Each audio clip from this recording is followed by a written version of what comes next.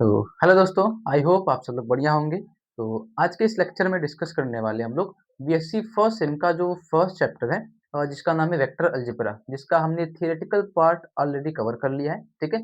उसमें कौन कौन से थियरीज थी, कौन कौन से फॉर्मूलेज थे, उन सबके बारे में हम लोग ऑलरेडी डिस्कस कर चुके हैं। ठीक है। एंड उससे रिलेटेड कुछ इंपॉर्टेंट क्वेश्चन है। ठीक है। जो भी थियरीज हमने पढ़ी है, जो भी फॉर्मूलेज हमने वेक्टर अलजेब्रा के अंदर पढ़ा है, तो उन फॉर्मूलेज पे कौन-कौन से क्वेश्चंस बन सकते हैं, ठीक है? एंड ज़्यादातर क्वेश्चन जो होंगे वो एमसीक्यूज़ टाइप के क्वेश्चंस बनते हैं, ठीक है? इस चैप्टर से ना ज़्यादातर के क्वेश्चंस एमसीक्यू टाइप के बनते हैं, ठीक है? सब्जेक्टिव टाइप के क्वेश्चन जो होते हैं ना, उसी एमसीक्यू से ही सब्जेक्टिव टाइप के क्वेश्चन भी बना लिए जाते हैं। तो चाहो तो सब्जेक्टिव कह लो, चाहे तो एमसीक्यूज़ कह लो, सब इसी चैप्टर से बन जाएँगे आपके, ठीक है? तो आज के इस लेक्चर में हम लोग डिस्कस करने वाले हैं कि इस चैप्टर से कौन-कौन से तरीके के एमसीक्यूज़ क्वेश्चंस बनेंगे एंड उसको सॉल्व आउट करेंगे, ठीक है? एंड कुछ क्वेश्चंस आपको भी दिया जाएगा, आप होमवर्क में आप उसको भी सॉल्व करेंगे, ठीक है?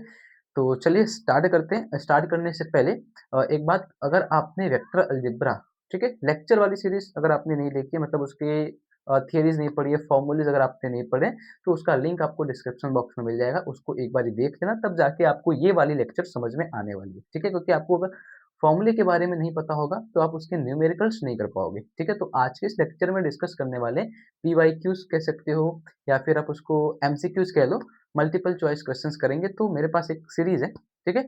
उस सीरीज़ में मल्टीपल चॉइस क्वेश्चंस है, जो कि इस साल की है। इस साल कह सकते हो कि 2026 का आया है। मतलब 2026 में जो एग्ज़ाम्स होने वाले हैं फर्स्ट सेम का, मतलब फर्स्ट सेम का तो अभी इसी सेमेस्टर में हो जाएगा। सेकंड सेम का तो कह सकते हो कि 2025 टू 2026, ठीक है? जो बुक रेफ़र होती है स्टूडेंट्स के लिए, तो उसका जो सीरीज़ आता है, तो सीरीज़ में बहुत सारे एमसीक्यूज़ टाइप के क्वेश्चंस दिए रहते हैं, क्योंकि बुक्स जो होती है अवेलेबल, बुक्स में एमसीक्यू टाइप के क्वेश्चंस बहुत कम दिए रहते हैं, है ना?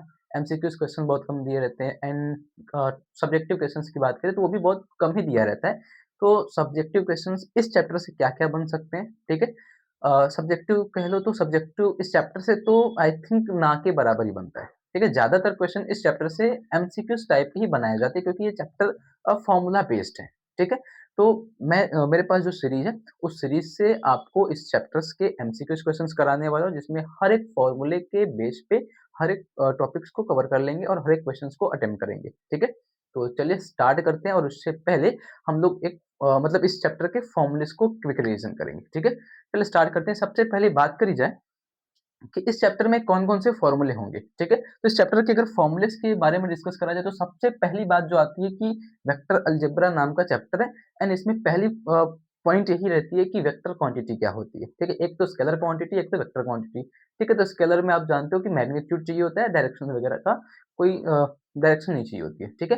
एंड वेक्टर क्वांटिटी की बात करी जाए, तो वेक्टर क्वांटिटी में आपको पता है कि ऐसी क्वांटिटी जो मैग्नीट्यूड के साथ-साथ में डायरेक्शंस को फ़ॉलो करती है, लॉ ऑफ वेक्टर एडिशन को भी फ़ॉलो करती है, ठीक है? तो उसको बोला जाता है कि वो वेक्टर क्वांटिटी होती है, ठीक है? तो पहला टॉपिक इसमें पहला जो क्वेश्चन बन सकता है कि वेक्टर क्वांटिटी कौन-सी क्वांटिटी वेक्टर क्वांटिटी होती है, ठीक है? तो जिसके पास में मैग्नीट्यूड्स होते हैं और उनके पास में अगर डायरेक्शंस भी हैं, तो उसको आप वेक्टर क्वांटिटी बोलते हो। तो पहली चीज़ वेक्टर के बारे में डिस्कस करा जाए, तो फर्स्ट थिंग इसमें क्या डिस्कस करोगे? वेक्टर क्वांटिटी, ठीक है? जो पहली बात आती है इसमें कि वेक्टर क्वांटिटी क्या होती है, एंड तो उसमें बारे में अगर मतलब वेक्टर क्वांटिटी के बारे में डिस्कस करना हो, तो पहली चीज़ उसको दिखाया जाता है इस फॉर्मेट में। सपोज़ ए नाम का कोई वेक्टर है, तो उसको आप इस फॉर्मेट में दिखाओगे। बी नाम का कोई वेक्टर है, तो इस फॉर्मेट में दिखाओगे। सी नाम का कोई वेक्टर है, तो उसके ऊपर एक तीर लगा दिया जाता है, उस तरीके से आप वेक्टर्स को रिप्रेज़ेंट करते हो। अगली बात, इसमें होता क्या है, तो ये फ़ॉलो करते हैं, मतलब इनके अंदर मैग्नीट्यूड होता है, ठीक है? मैग्नीट्यूड एंड डायरेक्शन होता है। ठीक है? इनके अंदर मैग्नीट्यूड और डायरेक्शन होता है। तो सपोज़ करो आपके पास में एक वेक्टर ऐसा है, कहते हैं उसको एएक्स आई कैप, ठीक है? एवाई जे कैप एंड एज़ेड के कैप। तो इस वेक्टर में जो आई cap, J cap, K cap करके लिखा गया है, इनको यूनिट वेक्टर्स कहा जाता है, ठीक है? इसमें जो आई कैप, जे कैप एंड के कैप दिख रहा है भैया, इसको कहा जाता है यूनिट वेक्टर्स, ठीक है? यूनिट वेक्टर्स जिसका मैग्नीट्यूड 1 होता है, ठीक है? इन यूनिट वेक्टर्स का अगर मैग्नीट्यूड पूछा जाए तो 1 होता है। अगली बात, अब ये एक वेक्टर क्वांटिटी, अगर इस वेक्टर क्वांटिटी का अगर आपको मैग्नीट्यूड निकालने के लिए बोला जाए, तो कैसे निकालोगे? लिखोगे मॉड ऑफ वेक्टर ए, या फिर सिंपली इसको ए भी लिखा जाता है, इसको मैग्नीट्यूड कहा जाता है। इस टर्म को मैग्नीट्यूड कहा जाता है, एंड इसका जो फॉर्मूला होता है कुछ इस तरीके से अंडर रूट करते हैं, ठीक है? आई कैप की वैल्यू का स्क्वायर लिखते हैं, फिर जे कैप की वैल्यू का स्क्वायर लिखते हैं, फिर के कैप की वैल्यू का स्क्वायर लिखते हैं। ठीक है? इस तरीके से मैग्नीट्यूड्स को निकाला जाता है किसी वेक्टर क्वांटिटी का। ये हमारा मोटी-मोटी बात वेक्टर के बारे में होता है, ठीक है?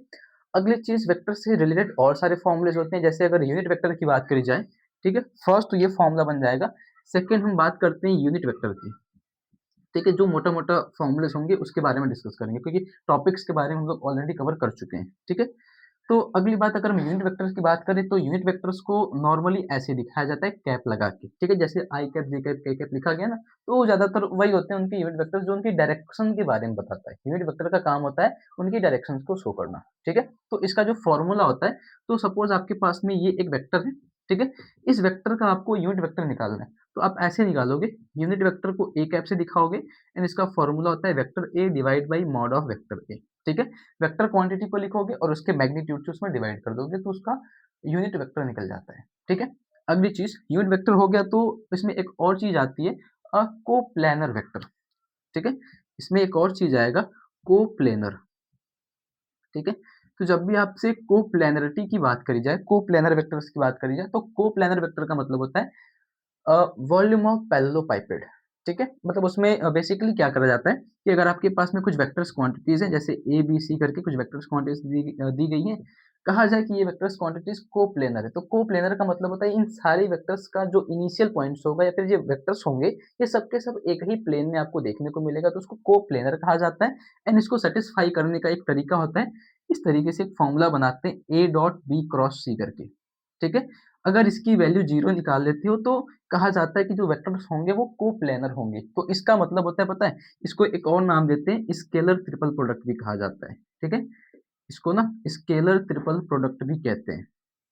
इसके बारे में भी आगे भी बताऊँगा, स्केलर ट्रिपल प्रोडक्ट। तो जब वेक्टर्स का डॉट एंड क्रॉस प्रोडक्ट साथ में करवाते हैं, क्योंकि 2 वेक्टर्स का क्रॉस करवा लो, तीसरे के साथ में डॉट करवाओ, तो उस टाइम पे अगर उसकी वैल्यू 0 के बराबर आती है, तो कहा जाता है कि वो जो वेक्टर्स होंगे वो कोप्लेनर होते हैं और उसको एक और नाम दिया जाता है, स्केलर ट्रिपल प्रोडक्ट कहा जाता है एंड इसी चीज़ को वॉल्यूम ऑफ पैरेललोपाइपेड भी कहा जाता है, ठीक है?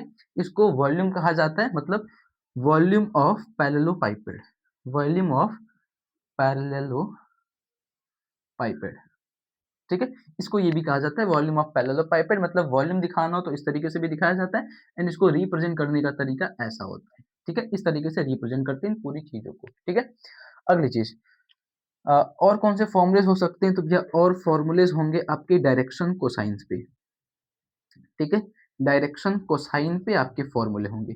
अब डायरेक्शन कोसाइन की बात करी जाए तो डायरेक्शन कोसाइन से पहले हम लोग कंपोनेंट ऑफ वेक्टर्स भी पढ़े, है ना? कंपोनेंट ऑफ वेक्टर इन 2 चीज़ पे फॉर्मूलेस बने मतलब क्वेश्चंस बन सकते हैं आपके कंपोनेंट ऑफ वेक्टर्स पे एंड डायरेक्शन कोसाइन पे। तो component of vector and direction cosine की बात करी जाए तो पहले कंपोनेंट ऑफ वेक्टर की बात करते हैं। जैसे सपोज करो आपके पास में 2 वेक्टर्स क्वांटिटीज़ हैं, एक ऐसे रखा गया है, ठीक है? एक वेक्टर क्वांटिटीज़ है, इसके हिसाब से ऐसे रखा गया है थीटा एंगल पे। ठीक है? एक वेक्टर क्वांटिटी इसका नाम देते हैं ए, जो कि हॉरिजॉन्टल इसको एक मतलब हॉरिजॉन्टल लाइन ले लेते हैं, कोई एक्सिस वगैरह ले लेते हैं कि किसी एक्सिस से एक वेक्टर है जो कि थीटा एंगल पे रखा गया है। तो उसको अगर आपको कंपोनेंट के फॉर्म में डिफाइन करना होता है तो क्या करते हो? ऐसे एक लाइन ड्रॉ करते हो, ठीक है? ऐसे लाइन ड्रॉ करते हो तो जो लाइन एंगल से टच रहती है, ठीक है? उस लाइन को आप लिखते हो जैसे ये सपोज़ एक्स एक्सिस है, ये वाई एक्सिस है, ठीक है? तो एक्स एक्सिस की जब वैल्यू लिखनी होती है तो उसको आप कॉस थीटा के साथ में लिखते हो जो लाइन एंगल से टच रहती है। जैसे ये लाइन एंगल से टच है, ये लाइन एंगल से टच नहीं है। तो इसको लिखोगे आप एक्स कॉस थीटा मतलब ए कॉस थीटा वेक्टर की जो भी वैल्यू है, ए कॉस थीटा करके लिखोगे एंड वाई की वैल्यू लिखोगे ए साइन थीटा। इस तरीके से आप वैल्यूज़ लिखते हो, ठीक है? तो ये कंपोनेंट्स हो गए। अब बात करी जाए इसके डायरेक्शन कोसाइन की, ये कंपोनेंट्स हो गया, ठीक है? डायरेक्शन कोसाइन की बात करेगा तो डायरेक्शन कोसाइन में क्या करा जाता है? तो उसमें आपके पास में वेक्टर्स होंगे सपोज़ A1, A2, A3 मतलब उनके कह सकते हो अ डायमेंशंस होंगे, है ना? उनके डायमेंशंस बोल सकते हो, ठीक है? तो अगर आपके पास में डायमेंशंस करके A1, A2, A3 ऐसे कुछ वेक्टर्स होंगे जिनके डायमेंशंस आपको दिए कोऑर्डिनेट्स दिए हों, कह सकते हो कोऑर्डिनेट्स दिए हों, ठीक है? तो उनका जब डायरेक्शन कोसाइन निकालना होता है तो उसको आप लिखते हो कॉस अल्फा, ठीक है? Cos beta and cos gamma, ठीक है? इस तरीके से डायरेक्शंस कोसाइन को लिखा जाता है। बेसिकली ये कॉस थीटा के बराबर होता है, cos alpha, cos beta and cos gamma and इनकी जो वैल्यूज़ होती हैं, इस तरीके से डिफाइन करी जाती हैं। A1 A2, A3 मतलब सबके लिए अलग-अलग रहेगा, डिवाइड करेंगे A1 का स्क्वायर प्लस A2 का स्क्वायर प्लस A3 का स्क्वायर, जिसमें कॉस अल्फा की वैल्यू होती है A1 divide by root cos beta की value A2 divide by root, cos gamma की value A3 divide by root करके निकाली जाती है, ठीक है। एंड इसमें एक चीज़ और डिफाइन करी जाती है कि इन डायरेक्शन कोसाइंस को, इसको एक्स एक्सिस के लिए कहा जाता है। मतलब अगर आपसे कभी एक्स एक्सिस का डायरेक्शन कोसाइन पूछे तो कॉस अल्फा लिखोगे एंड उसकी फॉर्मूले लिखोगे A1 डिवाइड बाई रूट, ठीक है। वाई एक्सिस का पूछे तो ये वाई एक्सिस का होता है और ये जेड एक्सिस के लिए होता है, ठीक है। गामा वाला जेड एक्सिस को रिप्रेजेंट करता है, बीटा वाला वाई एक्सिस को रिप्रेजेंट करता है। तो वाई एक्सिस के लिए पूछे तो cos beta and A2 divide by this, and Z axis के लिए पूछे तो cos gamma and A3 divide by this. इस तरीके से आप फॉर्मूलेस को अप्लाई करते हो, ठीक है। एंड इन तीनों का अगर आप स्क्वायर करके लिखो, ठीक है, cos square alpha plus cos square beta plus cos square gamma, तो इनकी वैल्यूज भैया होती है 1, ठीक है। इनकी वैल्यू होती है 1 एंड इसको अगर आप एक और टर्म में डिफाइन करना चाहो तो एक और टर्म में इसको लिखते हैं, कहा जाता है L1 L का स्क्वायर प्लस M का स्क्वायर प्लस N का square is equal to 1।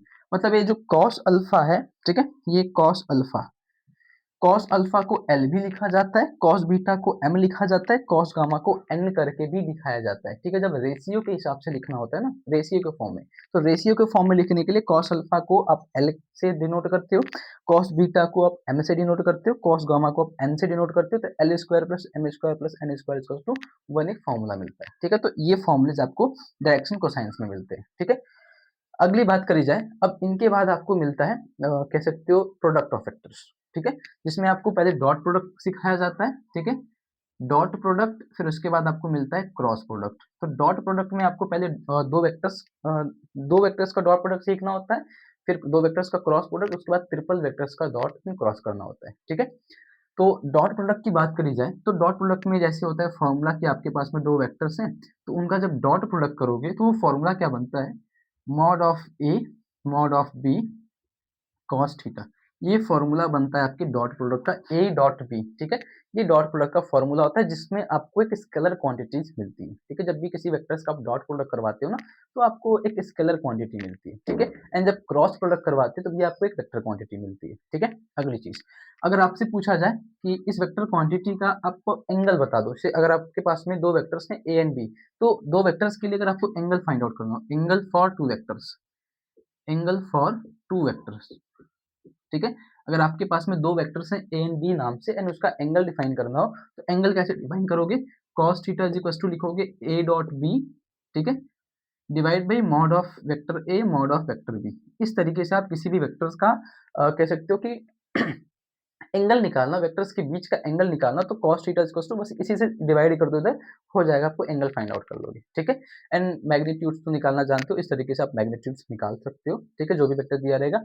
And इसमें एक और फॉर्मूला होता है कि अगर आपको कहा जाए कि दो वेक्टर्स आपके परपेंडिकुलर रखे गए, ठीक है, परपेंडिकुलर का केस होता है और पैरेलल का केस होता है। तो अगर वेक्टर्स का डॉट प्रोडक्ट करवाते हो, ठीक है, तो अगर वेक्टर्स का डॉट प्रोडक्ट करवाने पे जीरो वैल्यूज आ गई, ठीक है, वेक्टर का डॉट प्रोडक्ट करवाने पे वैल्यू जीरो आ गई, तो कहा जाता है जो वेक्टर्स होते हैं ना, वो परपेंडिकुलर होते हैं, ठीक है। एंड वेक्टर्स का अगर क्रॉस प्रोडक्ट करवाने पे वैल्यू जीरो आ गई तो कहा जाता है वेक्टर्स होते हैं वो पैरेलल होते हैं। तो ये याद रखना कि dot product of two vectors वो शो करता है परपेंडिकुलर ऑफ द वेक्टर्स, कि दो वेक्टर्स जो होंगे ए एंड बी अगर वो परपेंडिकुलर हैं तो भैया उनका जो डॉट प्रोडक्ट होगा, ठीक है, वो जीरो होता है, ठीक है। तो ये फॉर्मूलेज आपको मिलेंगे डॉट प्रोडक्ट के अंदर। अगली बात हम जब क्रॉस प्रोडक्ट पे चलेंगे, ठीक है, क्रॉस प्रोडक्ट, और अगर कुछ फॉर्मूलेज मिस हो जाए ना तो कोई कोई प्रॉब्लम वाली बात नहीं, क्वेश्चंस आएंगे ना तो उसमें हम लोग उसको देख लेंगे, कोई प्रॉब्लम वाली बात नहीं है, ठीक है। मतलब ये मोटी मोटी हम लोग एक फॉर्मूलेज का क्विक रिवीजन कर रहे हैं, तो कोई फॉर्मूला अगर छूट जाए तो कोई डरने वाली बात नहीं है, आपके पास में नोट्स होंगे, आप उसमें से देख लेना और उस हिसाब से अगर कोई क्वेश्चन आएगा तो उसको भी सॉल्व कर लेंगे, कोई प्रॉब्लम वाली बात नहीं है। तो क्रॉस प्रोडक्ट का मतलब होता है भैया उसको आप शो करते हो ए क्रॉस बी से, एंड फॉर्मूला होता है mod of A mod of B sine theta N cap. ये फॉर्मूला होता है आपके क्रॉस प्रोडक्ट का, A B sine theta N cap जो होता है उसका यूनिट वेक्टर होता है या फिर उसका डायरेक्शन शो करता है, क्योंकि क्रॉस प्रोडक्ट में आपको एक वेक्टर क्वांटिटी मिलती है, तो ये सारी वैल्यूज जो होती है ये आपके मैग्नीट्यूड्स की होती है, और एन कैप जो होता है वो डायरेक्शन के लिए होता है, ठीक है। और एन कैप की वैल्यू पूछी जाए या फिर कभी आपसे ऐसा कहा जाए कि एक यूनिट वेक्टर है जो कि ए एंड बी के परपेंडिकुलर है, ठीक है, परपेंडिकुलर अ यूनिट वेक्टर ऐसा कहा जाता है, अ यूनिट वेक्टर, ठीक है, perpendicular to A and B, ठीक है, आपके पास में 2 वेक्टर्स हैं ए एंड बी नाम से, एंड अगर वो मतलब एक यूनिट वेक्टर है जो कि ए एंड बी के परपेंडिकुलर है, तो उसका जो फॉर्मूला होता है बस यहीं से यही फॉर्मूला को निकाला जाता है। N cap is equal to करा जाता है A cross B divide by mod of A mod of B, ये करा जाता है। ठीक है, ये फॉर्मूले को अप्लाई करा जाता है। ठीक है, mod of A mod of B. ठीक है, ठीक है। एंड देखते हैं और कोई फॉर्मूला अगर हो तो। ठीक है, और तो आई थिंक कोई फॉर्मूला, अच्छा एक प्रोजेक्शन का फॉर्मूला बचा है आपके पास में। ठीक है, प्रोजेक्शन का फॉर्मूला बचा है एन पैरेललोपाइपेड का। अच्छा ये फॉर्मूले इसमें थोड़ा सा करेक्शन कर लेना, ये होता है mod of A cross B. ठीक है, इस तरीके से N cap is equal to A cross B divide by mod of A cross B. ठीक है, एंड एक फॉर्मूला होता है, अच्छा इसमें इसके फॉर्मूले को पूरा कर लेते हैं पहले। इसमें एक फॉर्मूला मिलेगा आपको प्रोजेक्शन का। ठीक है, projection of vector A on B. अगर आपके पास में 2 वेक्टर्स हैं जिनका आपको प्रोजेक्शन फाइंड आउट करना हो, तो प्रोजेक्शन कैसे निकालते हैं, ए का बी पे अगर प्रोजेक्शन निकालना हो तो कैसे करोगे, ए डॉट बी, ठीक है, divide by mod of vector B, ये करा जाता है divide by mod of vector B का स्क्वायर। तो कोई भी अगर आपके पास में वेक्टर हो, ठीक है, वेक्टर क्वांटिटी, उसका अगर आपको प्रोजेक्शन निकालना हो तो इस तरीके से निकाल सकते हो। ठीक है, ए डॉट बी करके मॉड ऑफ वेक्टर बी का स्क्वायर करके। ठीक है,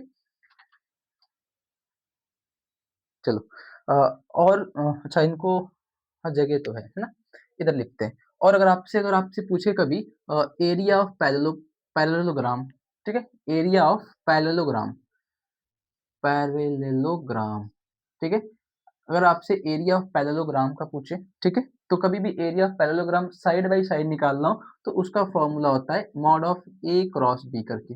ठीक है, एरिया ऑफ पैरेललोग्राम निकालना हो। एरिया ऑफ ट्रायंगल अगर आपसे निकालने के लिए पूछे, एरिया ऑफ ट्रायंगल, ठीक है, तो वो क्या करोगे, one mod of A cross B, मतलब जो भी वेक्टर साइड होंगी, साइड्स, ठीक है, ए बी सी साइड होंगी ना, तो ऐसे कर लेना ए क्रॉस बी साइड का।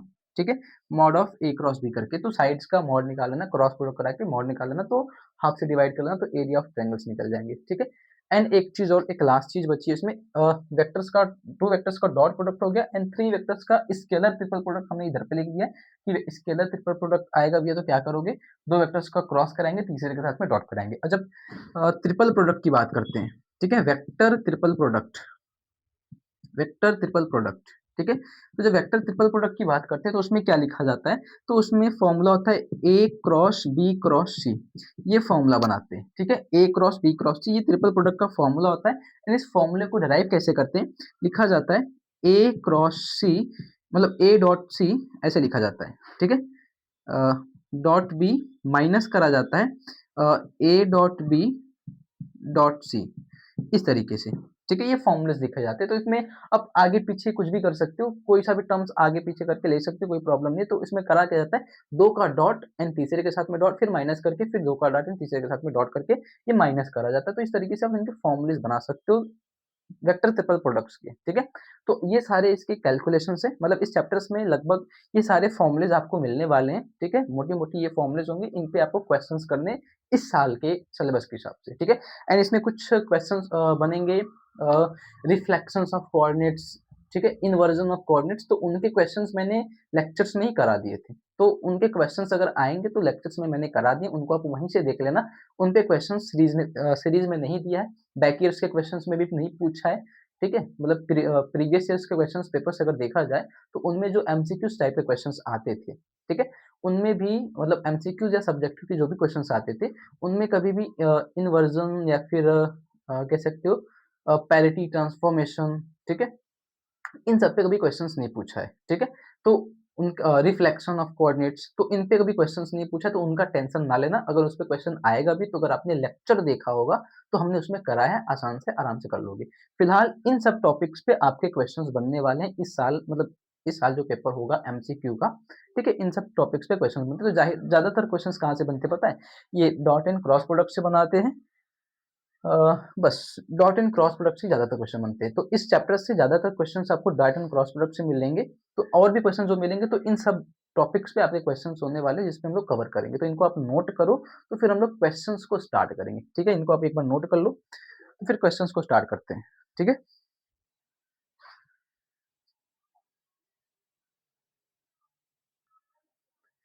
चलो आगे ना क्वेश्चन से स्टार्ट करते हैं, ठीक है। तो मेरे पास ना ये एक सीरीज है, ठीक है। ये एक सीरीज है जिसमें बहुत सारे एमसीक्यूज क्वेश्चंस दिए गए हैं और प्रीवियस ईयर्स के क्वेश्चंस दिए गए हैं। तो इससे मैं आपके क्वेश्चंस कराने वाला हूँ, जो कि देखो अगर आपको दिखे तो ये महाराजा सुहेलदेव यूनिवर्सिटी का है एंड ये 2026 का है, ठीक है। तो इससे मैं आपको क्वेश्चंस कराने वाला हूँ, मतलब इस चैप्टर्स के जो भी हमने अभी फॉर्मूलेस लिखे थे ना, तो उनके सारे क्वेश्चंस आपको इस सीरीज में मिल जाएंगे। तो आप चाहो तो ये सीरीज मार्केट में अवेलेबल है, अब आपके भी मार्केट में अवेलेबल होंगे, आप जिस भी यूनिवर्सिटी से बिलॉन्ग करते हो, ठीक है। आपका अगर सुहेलदेव यूनिवर्सिटी है, मतलब आपका अगर पूर्वांचल यूनिवर्सिटी है एंड अदर कोई भी यूनिवर्सिटी है, तो आपकी यूनिवर्सिटी में मतलब आपके मार्केट में उसका कह सकते हो कि सीरीज अवेलेबल हो चुका होगा अगर एग्जाम होने वाला है, क्योंकि एग्जाम तो आने ही वाला है, नवंबर दिसंबर में आपके एग्जाम्स होंगे, तो सीरीज अवेलेबल हो गई होंगी, ठीक है। एंड अगर आपको पीडीएफ में चाहिए तो पीडीएफ आप ऑनलाइन डाउनलोड कर सकते हो, ठीक है। तो उसमें और भी कोई प्रॉब्लम नहीं होगी, खरीदने का भी दिक्कत नहीं पड़ेगा, सस्ता ही मिलता है, 30-40 रुपए का, 50 रुपए का बहुत ज्यादा मिलेगा, तो इतनी का मिलेगा, एक सीरीज मिलती है, ठीक है, सब्जेक्ट का।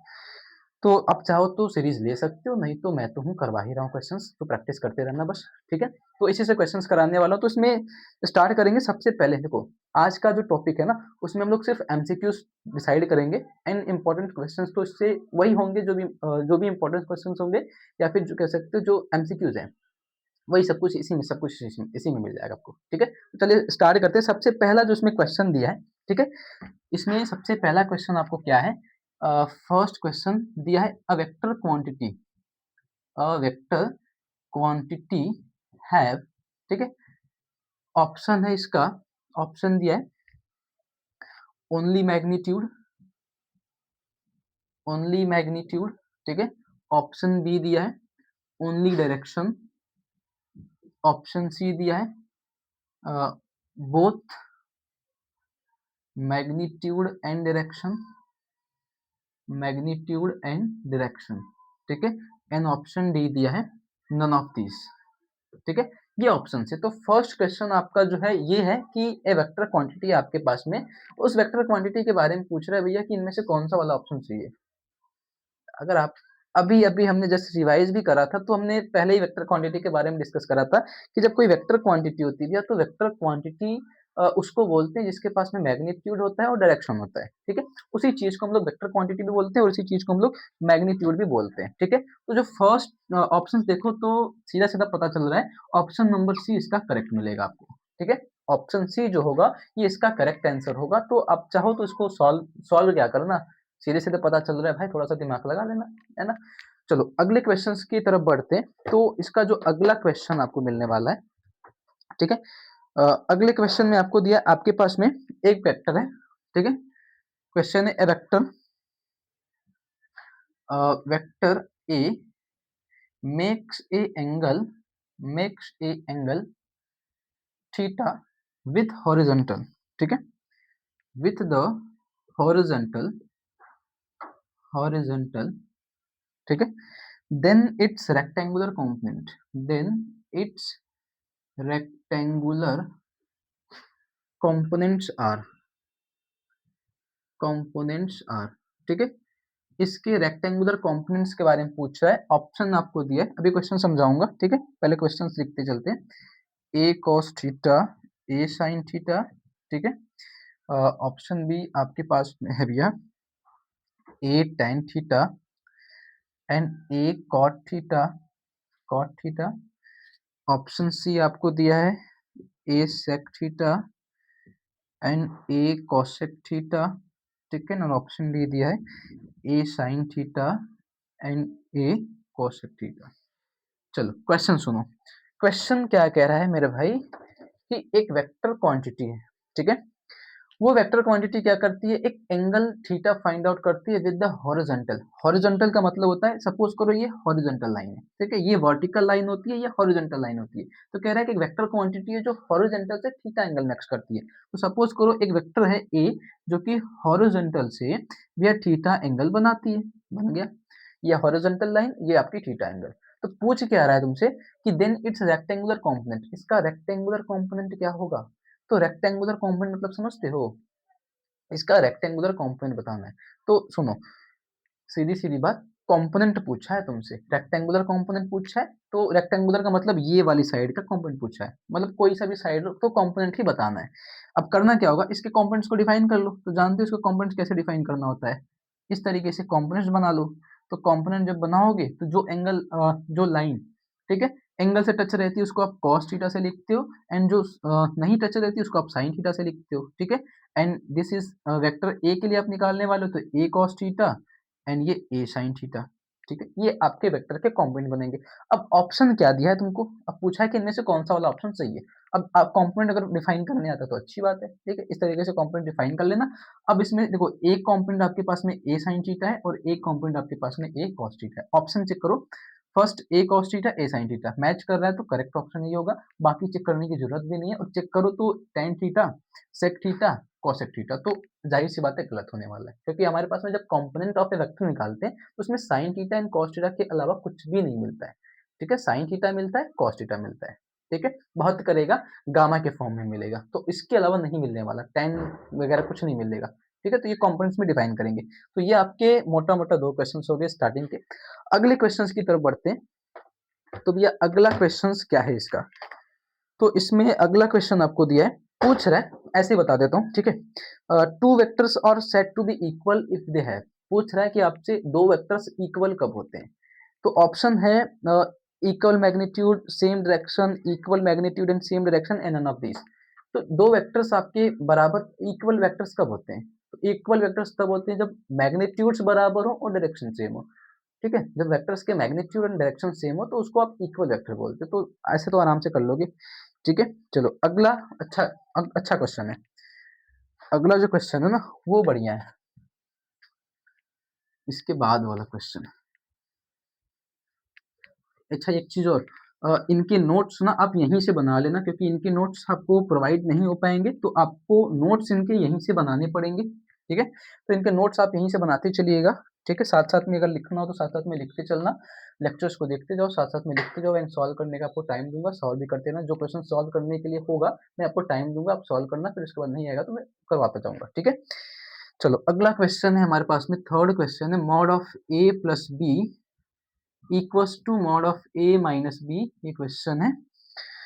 when the angle between a and b, when angle between a and b, angle between a and b, चलो आपके पास में ये क्वेश्चन है, ऑप्शन इसका दिया है 0 डिग्री, फिर ऑप्शन आपके पास में 90 डिग्री, ऑप्शन है 180 डिग्री, ऑप्शन है 270 डिग्री। चलो ये आपके पास में ऑप्शन है, ठीक है। अब पूछा क्या है आपसे, तो कह रहा है कि आपके पास में ये क्वांटिटी दी गई है, ये चीज दिया गया है, इस चीज को सॉल्व करके बताना है ए और बी के बीच का एंगल बता दो कितना आने वाला है, ठीक है। तो इसके लिए आपको देता हूँ 30 सेकेंड्स, ठीक है। 30 सेकेंड्स आप अपने से ट्राई करो आता है कि नहीं, ठीक है, नहीं आएगा तो फिर मैं इसको सॉल्व करवाता हूँ, ठीक है।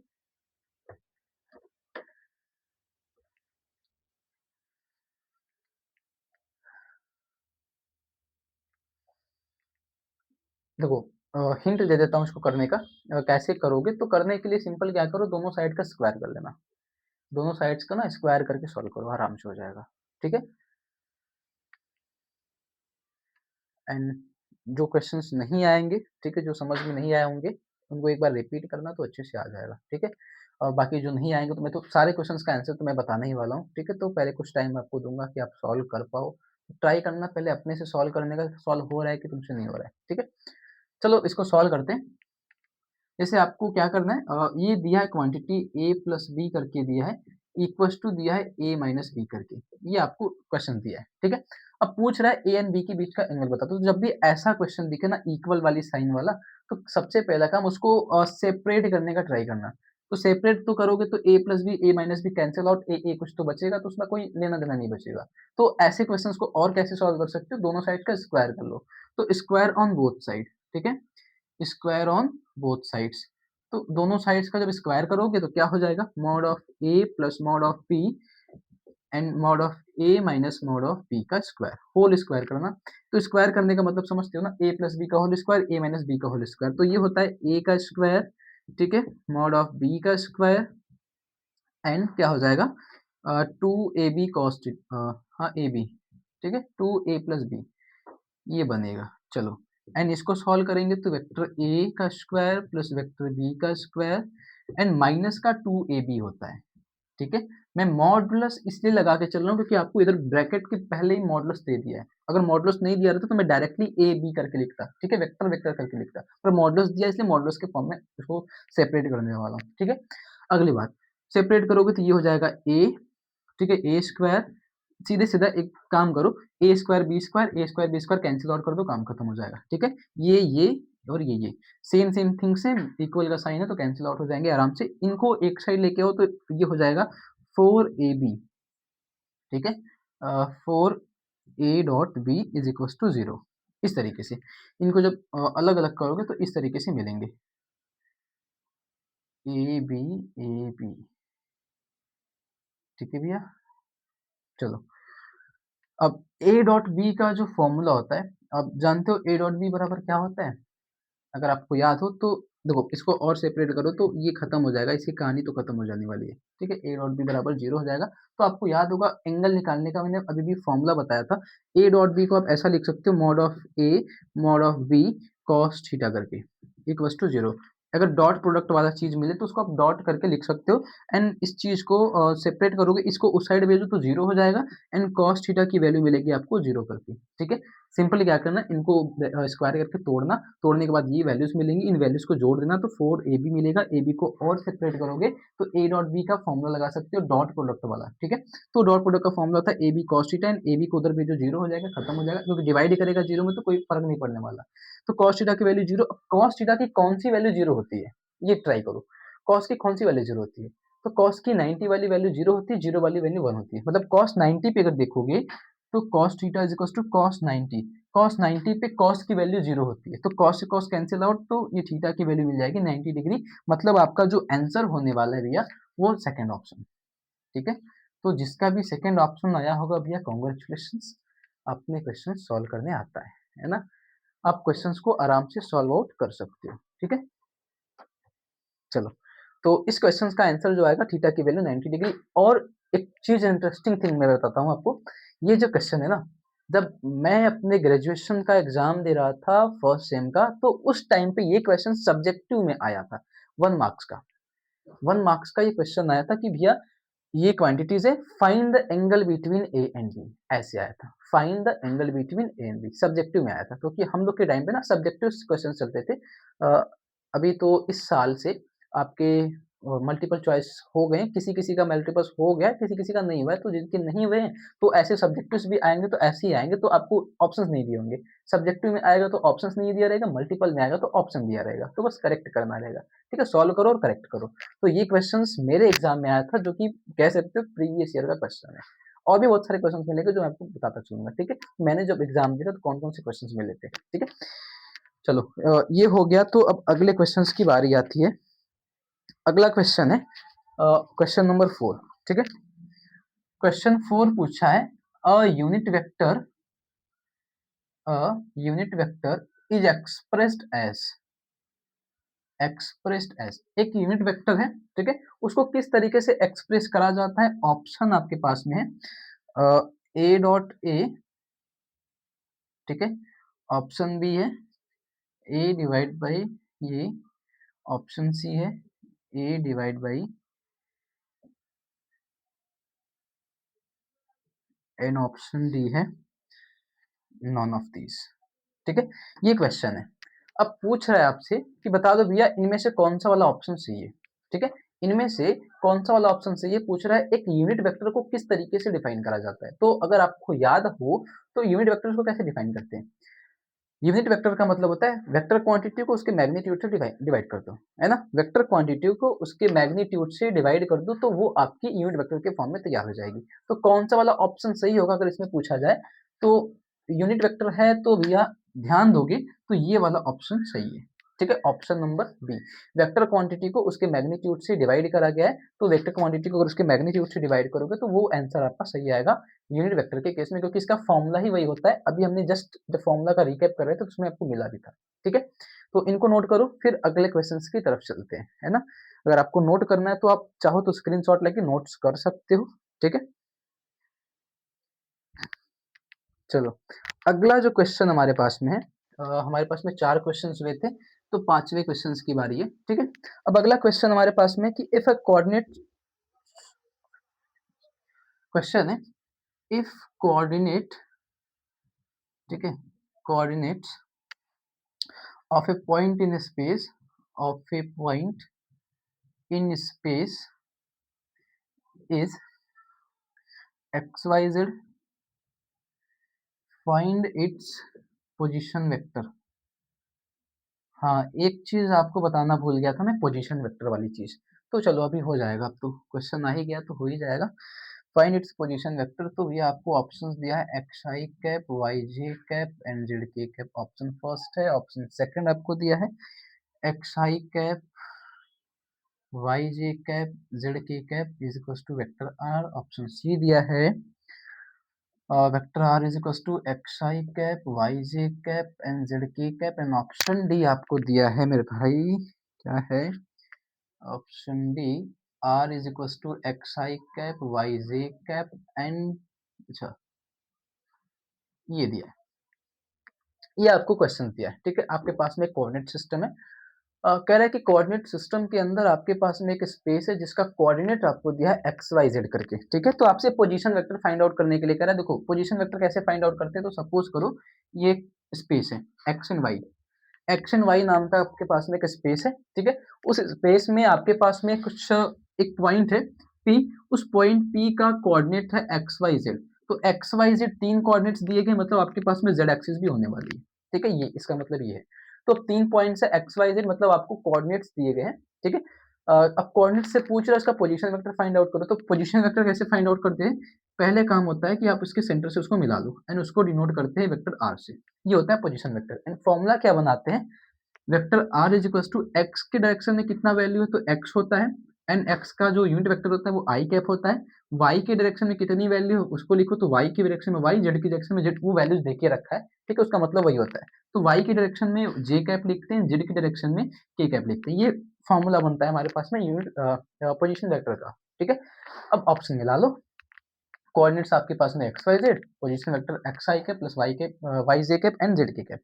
कौन सा वाला ऑप्शन मैच कर रहा है मेरे भाई, तो ऑप्शन फर्स्ट है ना, फर्स्ट वाला ऑप्शन एकदम आराम से मैच कर रहा है, X I cap, Y J cap and Z K cap करके, ठीक है। बाकी तो ऑप्शन ये मल्टीप्लीकेशन में है, ये माइनस में है एंड ये माइनस प्लस में, तो हो नहीं सकता, ठीक है। तो आपका फर्स्ट वाला ऑप्शन सही होगा, पोजीशन वेक्टर का। तो फॉर्मूला भी यही होता है पोजीशन वेक्टर का, ना ऑप्शन भी करके यही दे दिया है, ठीक है। तो कोई प्रॉब्लम वाली बात नहीं है, ठीक है। चलो अगले क्वेश्चन की तरफ बढ़ते हैं। 5वां हो गया, तो 6वां क्वेश्चन, ठीक है। आज बहुत सारे क्वेश्चंस करने वाले, तो अभी तो डिफाइन नहीं करा है कितने करेंगे, तो जितना हो जाएगा हर एक टॉपिक्स पे उतने अवेलेबल है तो उतना करेंगे, क्योंकि हमारे पास में सीरीज है तो बहुत सारे क्वेश्चंस आपको दिए गए हैं, ठीक है। सब क्वेश्चंस को सॉल्व आउट करेंगे। चलो तो आगे क्वेश्चंस हैं। चलो अगला क्वेश्चन है, if two vectors A is equal to, आपको दिया है A X I cap, A Y J cap, A Z K cap, ये क्वेश्चन है। And vector B is equal to दिया है B X I cap, B Y J cap and B Z K cap. आपके पास में दो vector quantities है, ठीक है। Then scalar product of the vector, then scalar product A dot B of the vectors is, ठीक है। आपके पास में देखो ऑप्शन देखिए क्या करूंगा, थोड़ा ऑप्शन नहीं देता हूँ उसका ना, डायरेक्ट सॉल्व करते हैं इसको। सपोज करो ये सब्जेक्टिव टाइप का क्वेश्चन है, ठीक है। डायरेक्ट करते हैं, ऑप्शन नहीं देते हैं। कह रहा है कि आपके पास में दो वेक्टर्स हैं ए एंड बी, ए की वैल्यू कुछ है, बी की वैल्यू कुछ है। पूछ रहा है कि उसका स्केलर प्रोडक्ट बता दो, मतलब ए डॉट बी की वैल्यू पूछ रहा है, सीधा सीधा ए डॉट बी की वैल्यू निकालने के लिए बोला है। तो ए डॉट बी की वैल्यू आप अपने से भी निकाल सकते हो, क्या होगा, तो ए डॉट बी निकालने का मतलब होता है कि एक आई कैप को आई कैप से मल्टीप्लाई करो, जे कैप को जे कैप से, के कैप को के कैप से मल्टीप्लाई करके चेक कर लो। तो सबसे आसान काम है, ये हो जाएगा, आई कैप को आई कैप से करोगे तो ए एक्स बी एक्स, ठीक है। वाई को वाई से मतलब जे कैप को जे कैप से करोगे तो ए वाई बी वाई, एंड के कैप को के कैप से करोगे तो ए जेड बी जेड। ये आपको फॉर्मूला बनेंगे, ठीक है? तो इस तरीके से आप चाहो तो मतलब इनका मल्टीप्लाई करोगे तो बस यही इसका आंसर है and this is the option भी आपको दिया है, तो ऑप्शन में यही इसका आंसर भी करेक्ट है, ठीक है? तो ऑप्शन मैंने आपको जानबूझ के नहीं दिया था, ठीक है? क्योंकि ऑप्शंस का कोई काम नहीं था, ठीक है? बस मल्टीप्लाई करना है तो आप ऐसे भी कर सकते हो, ठीक है? जहाँ पे ऑप्शंस का काम नहीं होगा तो मैं आपको ऑप्शंस नहीं दूँगा, जहाँ पे ऑप्शंस देने का काम होगा भैया मैं तो ऑप्शन ज़रूर दूँगा, ठीक है? टेंशन ना लेना। चलो अगला क्वेश्चन है क्वेश्चन नंबर 7। क्वेश्चन दिया है the scalar product of the vector, the scalar product of vector. Vectors आपको दिए हैं a is equals to I cap two J cap 4k cap, ठीक है? ऑप्शन बी आप मतलब वेक्टर बी आपके पास में है 2i cap minus J cap plus 3k cap इस, ठीक है? आपके पास में दो वेक्टर्स क्वांटिटीज हैं, पूछ रहे हैं उनका स्केलर प्रोडक्ट बता दो कितना होगा एंड ऑप्शन दिया है 12 16, ठीक है? 8 एंड 0 ये ऑप्शंस हैं, ठीक है? अब डॉट प्रोडक्ट पे आपके क्वेश्चंस हो गए, ठीक? अब चलो एक क्वेश्चंस दिया है कि आपके पास में दो वेक्टर्स हैं ए एंड बी करके, ठीक है? पूछ रहा है उनका स्केलर प्रोडक्ट बता दो एंड भैया आपके पास में है 30 सेकंड्स एंड सॉल्व करो, देखो आता है कितना, ठीक है? सॉल्व करके एक बार अपने से ट्राई करो फिर मैं तो करवाऊंगा अभी, ठीक है? एक बार सॉल्व करो।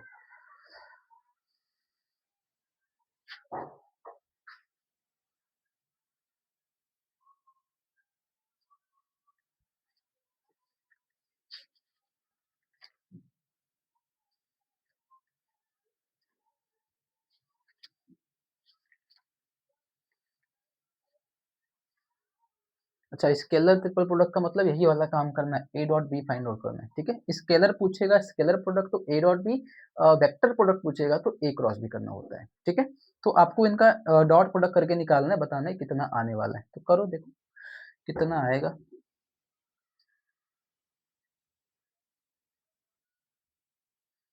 चलो देखो अब तक तो हो गया होगा आपका, देखते हैं कितना आने वाला है। ए डॉट बी करवाना है ना, तो चलो स्केलर प्रोडक्ट पूछा है तो भैया ए डॉट बी निकालेंगे, तो ए डॉट बी करने का मतलब होता है आई का आई के साथ मल्टीप्लाई, जे का जे के साथ, के का के साथ मल्टीप्लाई कराते हैं, ठीक है?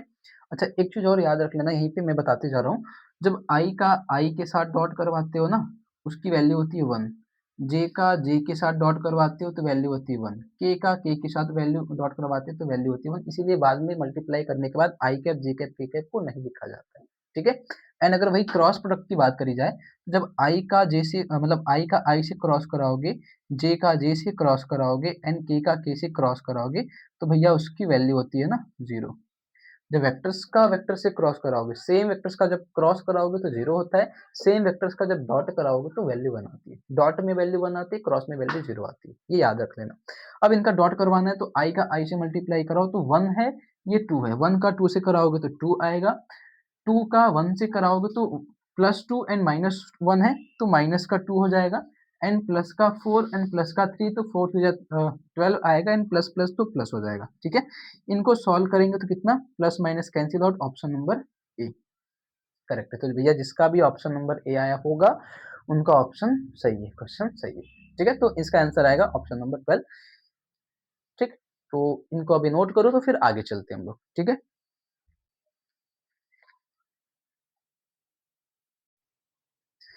चलिए अगला क्वेश्चन है, कहाँ तक पहुंचे थे यार हम लोग? आई थिंक तो याद भी नहीं है मेरे को, 8 तक पहुंचे थे आई थिंक। कितने हो गए क्वेश्चंस? 1 2 3 4 एंड कितने हो गए? 5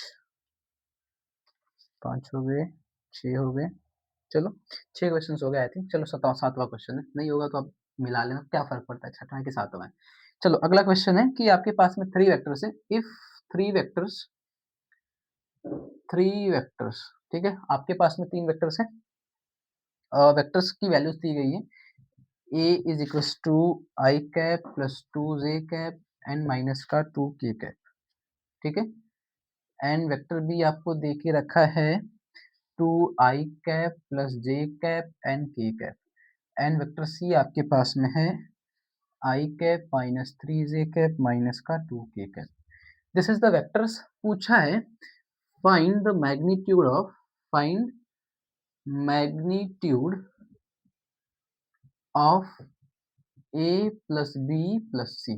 चलो ये बता दो, A plus B plus C का मैग्नीट्यूड पूछा है तुमसे। ऑप्शन क्या दे के रखा है भैया?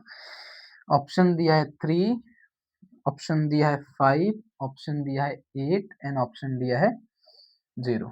चलो ये आपके पास में क्वेश्चन है, करो ट्राई। कैसे करेंगे पूछ रहा है, आपके पास में तीन वेक्टर्स क्वांटिटीज दी गई है, ठीक है। इन तीनों वेक्टर क्वांटिटीज के लिए पूछ रहा है कि उनको पहले आप जोड़ो, ठीक है, जोड़ के उनका मैग्नीट्यूड निकालो। चलो करते, जोड़ना और मैग्नीट्यूड निकालना है तो कैसे करोगे? ए प्लस बी प्लस सी पहले कर लो, तो ए प्लस बी प्लस सी निकालो तो क्या हो जाएगा? ए प्लस बी प्लस सी, वो हो जाएगा भैया, कहाँ गया? ए प्लस बी प्लस सी, आई कैप, 2 आई कैप कितना हो गया? 4 आई कैप, ठीक है, प्लस 2 जे कैप, एक और जे प्लस 3, मतलब 3 कैप जे कैप हो गया, एंड -3, तो +3 - 3 हो जाएगा 0 जे कैप। के कैप की बारी आ गई, माइनस का 2, माइनस का 2, माइनस का 4 एंड प्लस का 1, तो -4 एंड प्लस का 1 तो हो जाएगा -3, ठीक है, -4 + 1 -3 के कैप। तो this is the value for A plus B plus C, 4 I cap -3 K cap. J cap की वैल्यू तो खत्म हो गई है, कट गया, कैंसिल आउट हो गया, क्योंकि 2 और 3 मिला के 0 हो गया, ठीक है। अब आपसे पूछा इसका मैग्नीट्यूड बता दो, तो मैग्नीट्यूड मतलब इसका मैग्नीट्यूड निकालना है, तो इनको अंडर रूट करके निकाल लो। मैग्नीट्यूड का मतलब आई कैप की वैल्यू का स्क्वायर, जे कैप की वैल्यू का स्क्वायर एंड के कैप की वैल्यू का स्क्वायर। तो आई कैप की वैल्यू का स्क्वायर करेंगे, जे कैप की वैल्यू है नहीं, के कैप की वैल्यू का स्क्वायर -3 है, -3 है, ठीक है। आगे इसका स्क्वायर करेंगे तो 16, 9, ये हो जाएगा 25 एंड द 5, तो मतलब ऑप्शन नंबर बी इसका करेक्ट है, ठीक है। तो इस तरीके से आप इसको सॉल्व कर सकते हो, ठीक। अगले क्वेश्चंस की बात करें, चलो इनमें कोई डाउट हो ना तो आप कमेंट भी कर सकते हो, कोई प्रॉब्लम नहीं है। अगर इस क्वेश्चंस में कोई डाउट हो या फिर कोई क्वेश्चंस में कोई गलती से मिस्टेक हो जाए, चाहूंगा नहीं हो, पर अगर हो जाए तो कमेंट कर दिया करो आप लोग, ठीक है। चलो अगला क्वेश्चन आपके पास में पूछा है, vector A is equal to दिया है 3 I cap + 6 J cap minus का 2 K cap, and vector B आपके पास में है 4 आई कैप माइनस का जे cap + 3 K cap, then angle between A and B. Angle between A and B करना है आपको, ठीक है। ए एंड बी के बीच का एंगल निकालना है। ऑप्शन आपके पास में 0 डिग्री, सेकंड ऑप्शन है 45 डिग्री, ठीक है, थर्ड ऑप्शन है 90 डिग्री, एंड डी ऑप्शन है आपके पास में भैया 180 डिग्री। एंड इस क्वेश्चन का आंसर आप लोग ही बताओगे, मैं नहीं सॉल्व करूंगा, इसको मैं नहीं सॉल्व करूंगा, ठीक है। एंगल फाइंड आउट करना है, फॉर्मूला बता देता हूँ, आप सॉल्व कर लेना, ठीक है। किस तरीके से सॉल्व करोगे? एंगल ए एंड बी के बीच का एंगल निकालना है, तो फॉर्मूला आप अप्लाई करोगे एंगल वाला, cos theta is equal to A dot B divide by mod of A mod of B. ये वाला फॉर्मूला अप्लाई कर लेना, एंगल आपको मिल जाएगा, ठीक है। मतलब ए डॉट बी कर लेना पहले, ए डॉट ए और बी का डॉट कर लेना, फिर ए का मैग्नीट्यूड इनटू बी का मैग्नीट्यूड करना, डिवाइड करना, आंसर आएगा जो भी आपका, वही करेक्ट आंसर। ये काम आपका है, ठीक है। तो आप इसको अपने से सॉल्व करोगे, ठीक है। चलो उसके बाद अगला क्वेश्चन है, पोजीशन वेक्टर का दिया है, ठीक है। चलो अगला पोजीशन वेक्टर का दिया है, फिर आपको आगे दिया है कोप्लेनर का। चलो इनको नोट करो तो फिर आगे क्वेश्चंस की बात करते हैं, ठीक है। ये क्वेश्चन आप अपने से करोगे ट्राई, ठीक है।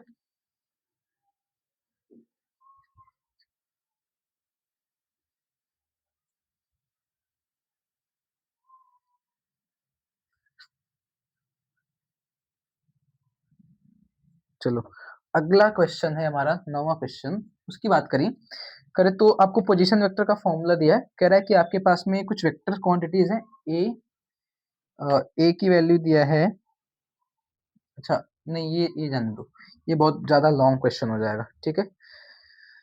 क्वेश्चन देता हूँ आपको चलो एक, find the value of P, find the value of p such that 2 I cap minus j cap plus k cap, ठीक है, I cap minus plus 2 j cap minus का 3 k cap and these are in the same planes दिया है, 3 I cap plus p j cap plus 5 k cap are in same plane, are in same plane, ठीक है। ये कह रहा है कि p की वैल्यू फाइंड आउट करनी है, p की वैल्यू क्या होगी वो आपको बताना है, ठीक है। उसके लिए आपको ऑप्शन दे के रखा है, क्या ऑप्शन दिया है, ये ऑप्शन दे के रखे हैं आपको, i plus J D option, ठीक है, 2i प्लस 2j एंड के कैप।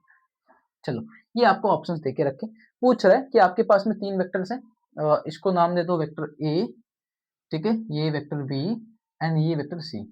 आपके पास में 3 वेक्टर्स हैं ए बी सी, कह रहा है कि वो तीनों वेक्टर्स में इधर देखो पी दिया है, ये p की वैल्यू तुमसे पूछ रहा है, p की वैल्यू बता दो उस कंडीशन में जब ये तीनों के तीनों सेम प्लेन्स में हो, और जब तीनों वेक्टर सेम प्लेन्स में होंगे तो मैंने आपको बताया था कोप्लेनर, जब कोप्लेनर वेक्टर की बात करी जाती है तो वेक्टर्स आपके सेम प्लेन्स में होते हैं और उस टाइम पे आप वॉल्यूम ऑफ पैरेललोपाइपेड निकालते हो, या फिर कोप्लेनर का कंडीशन जो होता है कोप्लेनर, कोप्लेनर वेक्टर में क्या होता है, ए डॉट बी क्रॉस सी, ये करते हैं, दो वेक्टर्स का क्रॉस तीसरे के साथ में डॉट करवाते हैं, उसकी वैल्यू होती है 0 के बराबर, तो उसको बोला जाता है वो कोप्लेनर है। तो कह रहा है कि सेम प्लेन्स में मतलब ये वेक्टर आपका कोप्लेनर है, ठीक है। अब पूछ रहा है कि अगर कोप्लेनर है तो भैया पी की वैल्यू बता दो, तो पहला काम बी एंड सी का क्रॉस करा लो, ठीक है, या फिर इसको आप इंटरचेंज भी कर सकते हो, एक चीज इसकी प्रॉपर्टीज मैंने पढ़ाई थी, आप इनको इंटरचेंज भी कर सकते हो, तो क्योंकि क्रॉस कराने के लिए थोड़ा महंगा पड़ जाएगा, है ना, पी के साथ में फिर क्रॉस कराना थोड़ा महंगा पड़ेगा, तो मैं ए और बी का क्रॉस करवा लेता हूँ, ए क्रॉस बी डॉट सी करवाता हूँ, ठीक है। दो वेक्टर्स का क्रॉस होता है तीसरे के साथ में डॉट, ये फॉर्मूला इसका ये होता है कि जब आपको कोप्लेनरिटी चेक करनी होती है फिर स्केलर ट्रिपल प्रोडक्ट करना होता है, तो इसका फॉर्मूला यही कहता है भैया कि आप किन्हीं दो वेक्टर्स का क्रॉस कराओ, कोई सा भी दो वेक्टर्स का क्रॉस कराओ, तीसरे के साथ में बस डॉट करवा लेना, ठीक है। तो मैं पहले दूसरे का क्रॉस करवाता हूँ, तीसरे के साथ में डॉट करवाऊंगा, ठीक है। आप ये भी कर सकते हो, ये भी कर सकते हो, कोई प्रॉब्लम वाली बात नहीं है, ये इसी की प्रॉपर्टी है, आप इंटरचेंज कर सकते हो, ठीक है। तो ए क्रॉस बी कराओगे पहले, तो भैया ए क्रॉस बी निकालो, ए क्रॉस बी जानते हो, आई cap J cap K cap ऐसे निकाला जाता है मॉडुलस में, ठीक है। अब ए क्रॉस बी का क्वेश्चन मैं यहीं पे करा रहा हूँ, आपको क्वेश्चन दूंगा फिर मैं कराऊंगा नहीं, ठीक है, बाद में जब ए क्रॉस बी का क्वेश्चन आएगा तो मैं नहीं कराऊंगा फिर आपको, ठीक है। तो ए क्रॉस बी आपको दिया है 2 - 1 1 1 2 - 3, ठीक है, ये आपके पास में क्वेश्चन है। अब क्वेश्चन को सॉल्व करना है तो जानते हो इसको सॉल्व करने का तरीका, आई कैप के हिसाब से सॉल्व करो तो -3 हो जाएगा एंड माइनस का 2 माइनस का जे कैप, इसको सॉल्व आउट करोगे तो -6 माइनस का 1 एंड प्लस का के कैप को सॉल्व करोगे भैया तो ये हो जाएगा 2 2 ज़ा 4 एंड प्लस का 1। एक बारी फिर से मिला लेते हैं इसको, सही है कि नहीं, कैसे करना है, आई कैप के हिसाब से मैच कराओगे तो 3 का 1 से मल्टीप्लाई कराओगे तो 3 माइनस का 2, ठीक है। जे कैप के हिसाब से कराएंगे तो इसको सॉल्व करेंगे, 3 दूना के 6 एंड -6 हो जाएगा एंड ये दिस इज द -1 एंड के हिसाब से कराओगे तो 4 एंड माइनस माइनस प्लस 1 हो जाएगा, ठीक है। चलो कोई प्रॉब्लम वाली बात नहीं है, आगे इनको सॉल्व कर लो तो ये आई कैप हो जाएगा माइनस माइनस प्लस 7 जे कैप, कितना ज्यादा आ रहा है, प्लस का 5 के कैप, कितना बड़ा। चलो ये हमारे पास में ए क्रॉस बी हो गया, अब ए क्रॉस बी को सी से डॉट करवाना है तो करा लो, ए क्रॉस बी है इसको सी से डॉट करवाना है, तो आई प्लस 7 जे प्लस 5 के को डॉट प्रोडक्ट करवाना है विथ सी, सी क्या है हमारे पास में, ये है 3 I cap plus P J cap plus 5 K cap equals to में 0, ये भी चल रहा है हमारा, है ना। चलो डॉट करवाने का मतलब होता है आई का आई के साथ, जे का जे के साथ, के के साथ करवाते हैं, तो आई का आई के साथ 1 एंड 3 का 3, 7 एंड पी का 7p एंड 5 एंड 5 का 25 इज इक्वल टू 0। इनको ऐड करोगे भैया तो 7p plus 28 is equal to 0, तो this is the 7p minus 28, p करोगे तो -28 divide by 7 is equal to minus का कितना हो गया यार,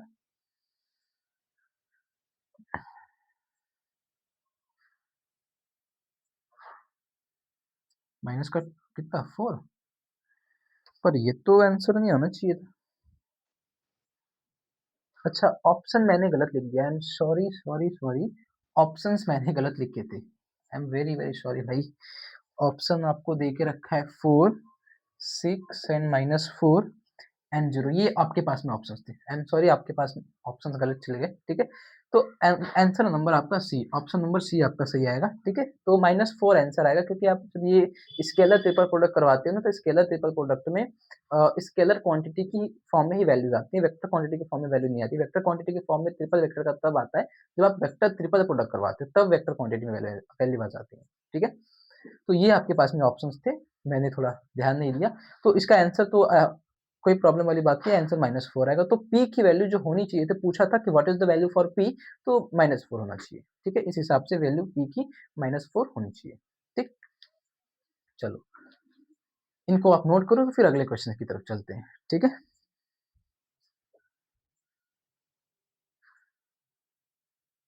चलो आगे बढ़ते हैं। अगला जो क्वेश्चन हमारे पास में कह रहा है कि a force F is equal to -2i cap -3j cap plus 4 cap k cap newton on a particle which displace, ठीक है। मतलब कह रहा है कि एक पार्टिकल है जिसपे इतने न्यूटन का फोर्स अप्लाई करा जाता है, ठीक है, समझ में आ गया। Which displace from this to this point, मतलब कह रहा है कि इतना मीटर से इतने मीटर डिस्प्लेस होता है, तो बता दो वर्क डन कितना होगा। ठीक है, आपको कह रहा है कि एक पार्टिकल है जिस पे कोई फोर्स अप्लाई करते हो, तो पहले पॉइंट से दूसरे पॉइंट तक डिस्प्लेस होता है। तो डिस्प्लेस करने के बाद पूछ रहा है भैया उसका वर्क डन बता दो कितना आने वाला है, ठीक है। तो कहाँ से कहाँ तक डिस्प्लेस करने वाला है वो चीज देखेंगे। वर्क डन का पहले फॉर्मूला डिसाइड करते हैं। तो फॉर्मूला ऑफ वर्क डन क्या होता है, F is equal to F dot D R. This is the formula for work done, ठीक है। माइनस का minus F dot D R होता है, ठीक है। चलो एफ डॉट डी आर करते हैं, simple simple F dot D are लेके चलते हैं, क्योंकि माइनस वगैरह तो दिया नहीं है। चलो अब अगला जो क्वेश्चन है, मतलब अगली टॉपिक क्या है इसमें, फोर्स की वैल्यू तो आपको दिया है, एफ इज इक्वल टू आपको दे के रखा है -2i cap -3j cap plus 4k cap. Force तो दे के रखा है। डी आर का मतलब क्या होता है, डिस्प्लेसमेंट। तो कितना डिस्प्लेस हुआ है, तो डिस्प्लेसमेंट अगर आपको निकालने आता है पॉइंट से, कह रहा है कि एक पॉइंट है ए, उसकी वैल्यू है 3 -4 -2, डिस्प्लेस करके जाता है बी पॉइंट पे जिसकी वैल्यू है -2 3 एंड 5, इतना मीटर। कह रहा है कि ऑब्जेक्ट पे जब फोर्स अप्लाई करा जाता है तो वो इतने मीटर से इतने मीटर डिस्प्लेस होता है, मतलब इस पॉइंट से इस पॉइंट पे डिस्प्लेस होता है। तो डिस्प्लेसमेंट निकालना है, तो ए से बी का डिस्प्लेसमेंट निकालना है। तो ए से बी का डिस्प्लेसमेंट निकालना अगर आपको पता हो, ए से बी की वैल्यू निकालनी है, तो पहले आप ओ ए निकालोगे, फिर ओ बी निकालोगे, फिर ए बी निकालने का मतलब होता है भैया O B minus O A. This is the formula. अगर आपको पोजीशन वेक्टर वाली कहानी अगर याद हो, तो हम लोग ऐसे ही करते हैं, है ना। अब ओ ए कैसे निकालते हैं, सीधा सीधा आई cap J cap K cap, कुछ नहीं करना, आई कैप जे कैप से बस देखते जाओ। पहली वैल्यू आई कैप, दूसरी वैल्यू जे कैप, तीसरी वैल्यू के कैप, और कुछ नहीं होता ये। प्लस का 3 जे कैप एंड प्लस का 5 के कैप, इस तरीके से।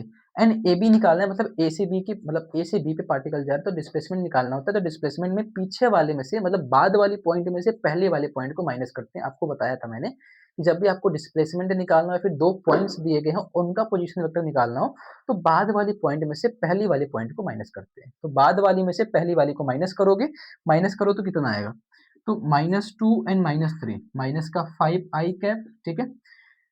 3 में से माइनस माइनस प्लस हो जाएगा, तो 3 एंड प्लस 4 7 जे कैप, ठीक है।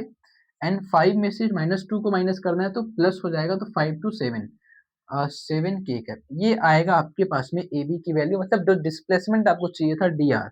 This is the value for D R -5 I cap plus 7 J cap plus 7 के कैप, ठीक है।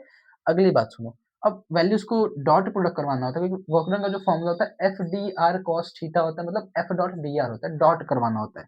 तो एफ डॉट डी आर करवा लो।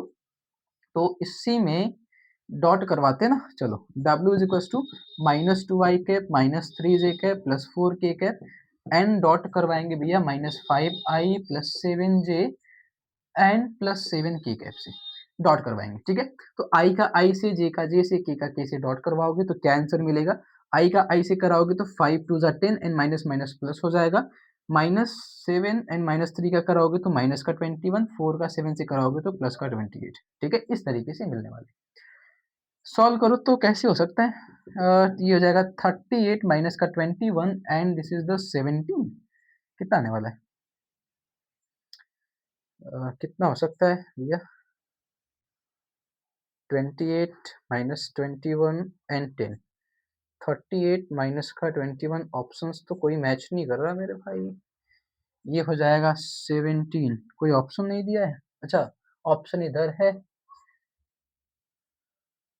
एक सेकंड में ऑप्शंस चेक कर लेता हूँ। अच्छा, चलो ये ऑप्शन ना फर्स्ट वाला 17 दिया है। ठीक है, जल्दी जल्दी में ना मैंने ध्यान नहीं दिया। फर्स्ट वाला ऑप्शन है 17 एंड हमारा ऑप्शन आंसर आया जूल। ठीक है, न्यूटन इंटू मीटर का मतलब होता है जूल, तो 17 जूल आंसर आएगा आपके फर्स्ट वाले क्वेश्चन का। ठीक है, ऑप्शन को करेक्ट कर लेना, 17 जूल। ठीक है, चलो ये आंसर आएगा आपको, माइनस करेंगे तो 17 जूल। मतलब वर्क डन निकालना है तो पहला काम क्या होगा, फॉर्मूला लिखोगे F dot D are work done का होता है। ठीक है, उसके बाद एफ आपको दिया है नहीं दिया है उसके बाद चेक करेंगे, तो क्वेश्चंस में देखो आपको एफ दिया था तो एफ हमने निकाल लिया।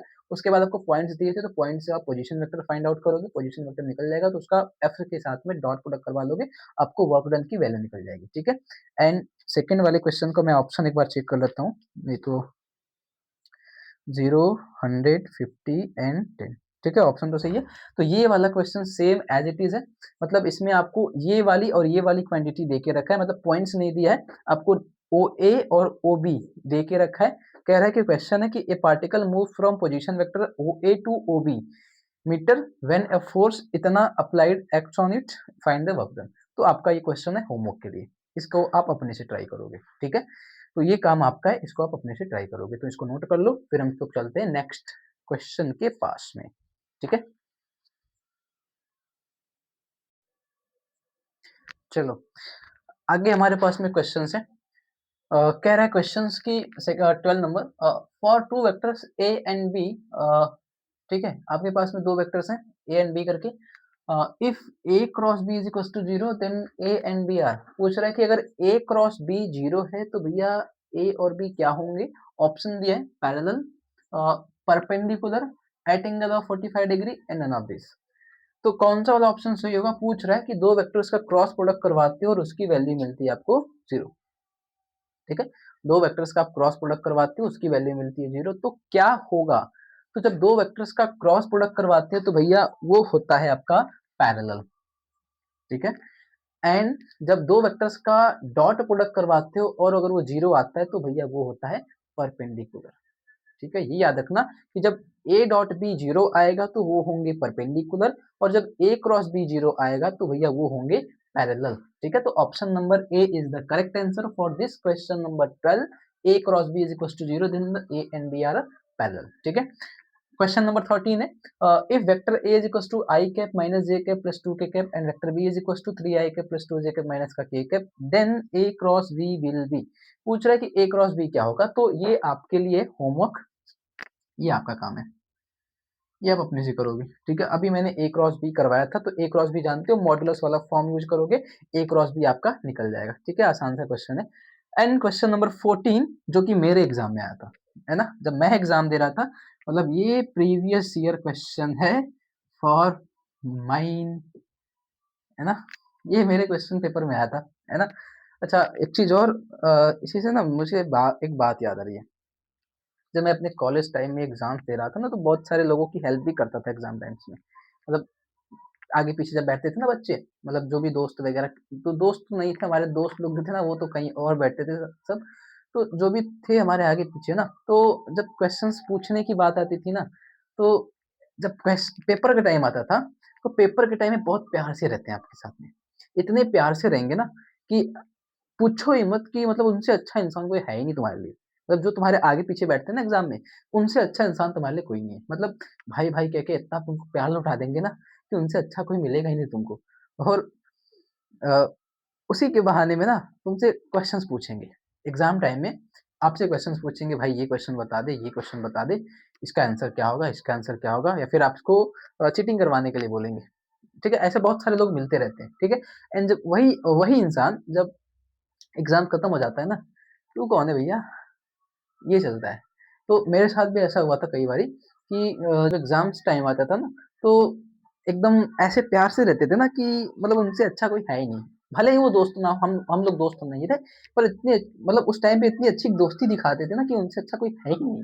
और बाद में यही तो था, मेरे आगे बैठता था, एग्जाम्स में पास करवा दिया, ये तो था मेरे, मैं इसके पीछे बैठता था भाई, यही तो दिखाता था। ये होता है। मतलब बस फिर उसके बाद ना फॉर्मेलिटी दिखाते हैं कि हाँ, ठीक है, ठीक है, ठीक है। तो उसी से एक चीज़ याद आ रही है मेरे को कि इस दुनिया का ना सबसे बड़ा स्कैम कह सकते हो, the biggest scam of this world कह सकते हो। मैंने जो अपने लाइफ में सीखी है, कॉलेज टाइम पे मैंने जो सीखा था कि बहुत सारे लोग आपको ऐसे मिलेंगे, ठीक है? जो आपको सपोर्ट तो करेंगे, पर मतलब बस दिखाने के लिए करेंगे, ठीक है? सपोर्ट नहीं करेंगे, बस दिखाने के लिए करते हैं। एंड बहुत सारे ऐसे लोग मिलेंगे जो एक्चुअली दिखाते नहीं है बट सपोर्ट करते हैं। तो मेरे कहने का मतलब ये है कि अगर आपको ऐसे कोई लोग मिले ना कि जो आपको दिखाने के लिए सपोर्ट करें, उनके साथ कभी मत रहना, ठीक है? जो आपको दिखाने के लिए सपोर्ट करे, उनके साथ कभी मत जाना। वैसे दोस्त कभी मत बनाना जो सिर्फ़ दिखावे के लिए आपको सपोर्ट करे, हाँ, तू चल ये काम कर, मैं हूँ पीछे और जब काम आए तो भैया तू कौन है? मतलब फिर फ़ोन ही ना उठाए, कॉल ही ना करे, पास ही ना आए, साथ में ही ना रहे। तो ऐसे दोस्त ना बनाना, ठीक है? तो कॉलेज लाइफ़ में ऐसे आपके बहुत सारे लोग मिलेंगे कि जो लोग होंगे आपको सपोर्ट्स करने का दिखावा करेंगे और कुछ ऐसे मिलेंगे जो आपको सपोर्ट्स एक्चुअल में करेंगे पर दिखाएँगे नहीं। तो उनका साथ कभी मत छोड़ना, ठीक है? तो ऐसे लोगों से बच के रहना और एग्ज़ाम्स टाइम में तो और भी बच के रहना भाई, चीटिंग वगैरह का इस टाइम तो जानते हो ना सीसीटीवी कैमरा सब कुछ तो पता ही है, तुम लोग को सब कुछ पता है।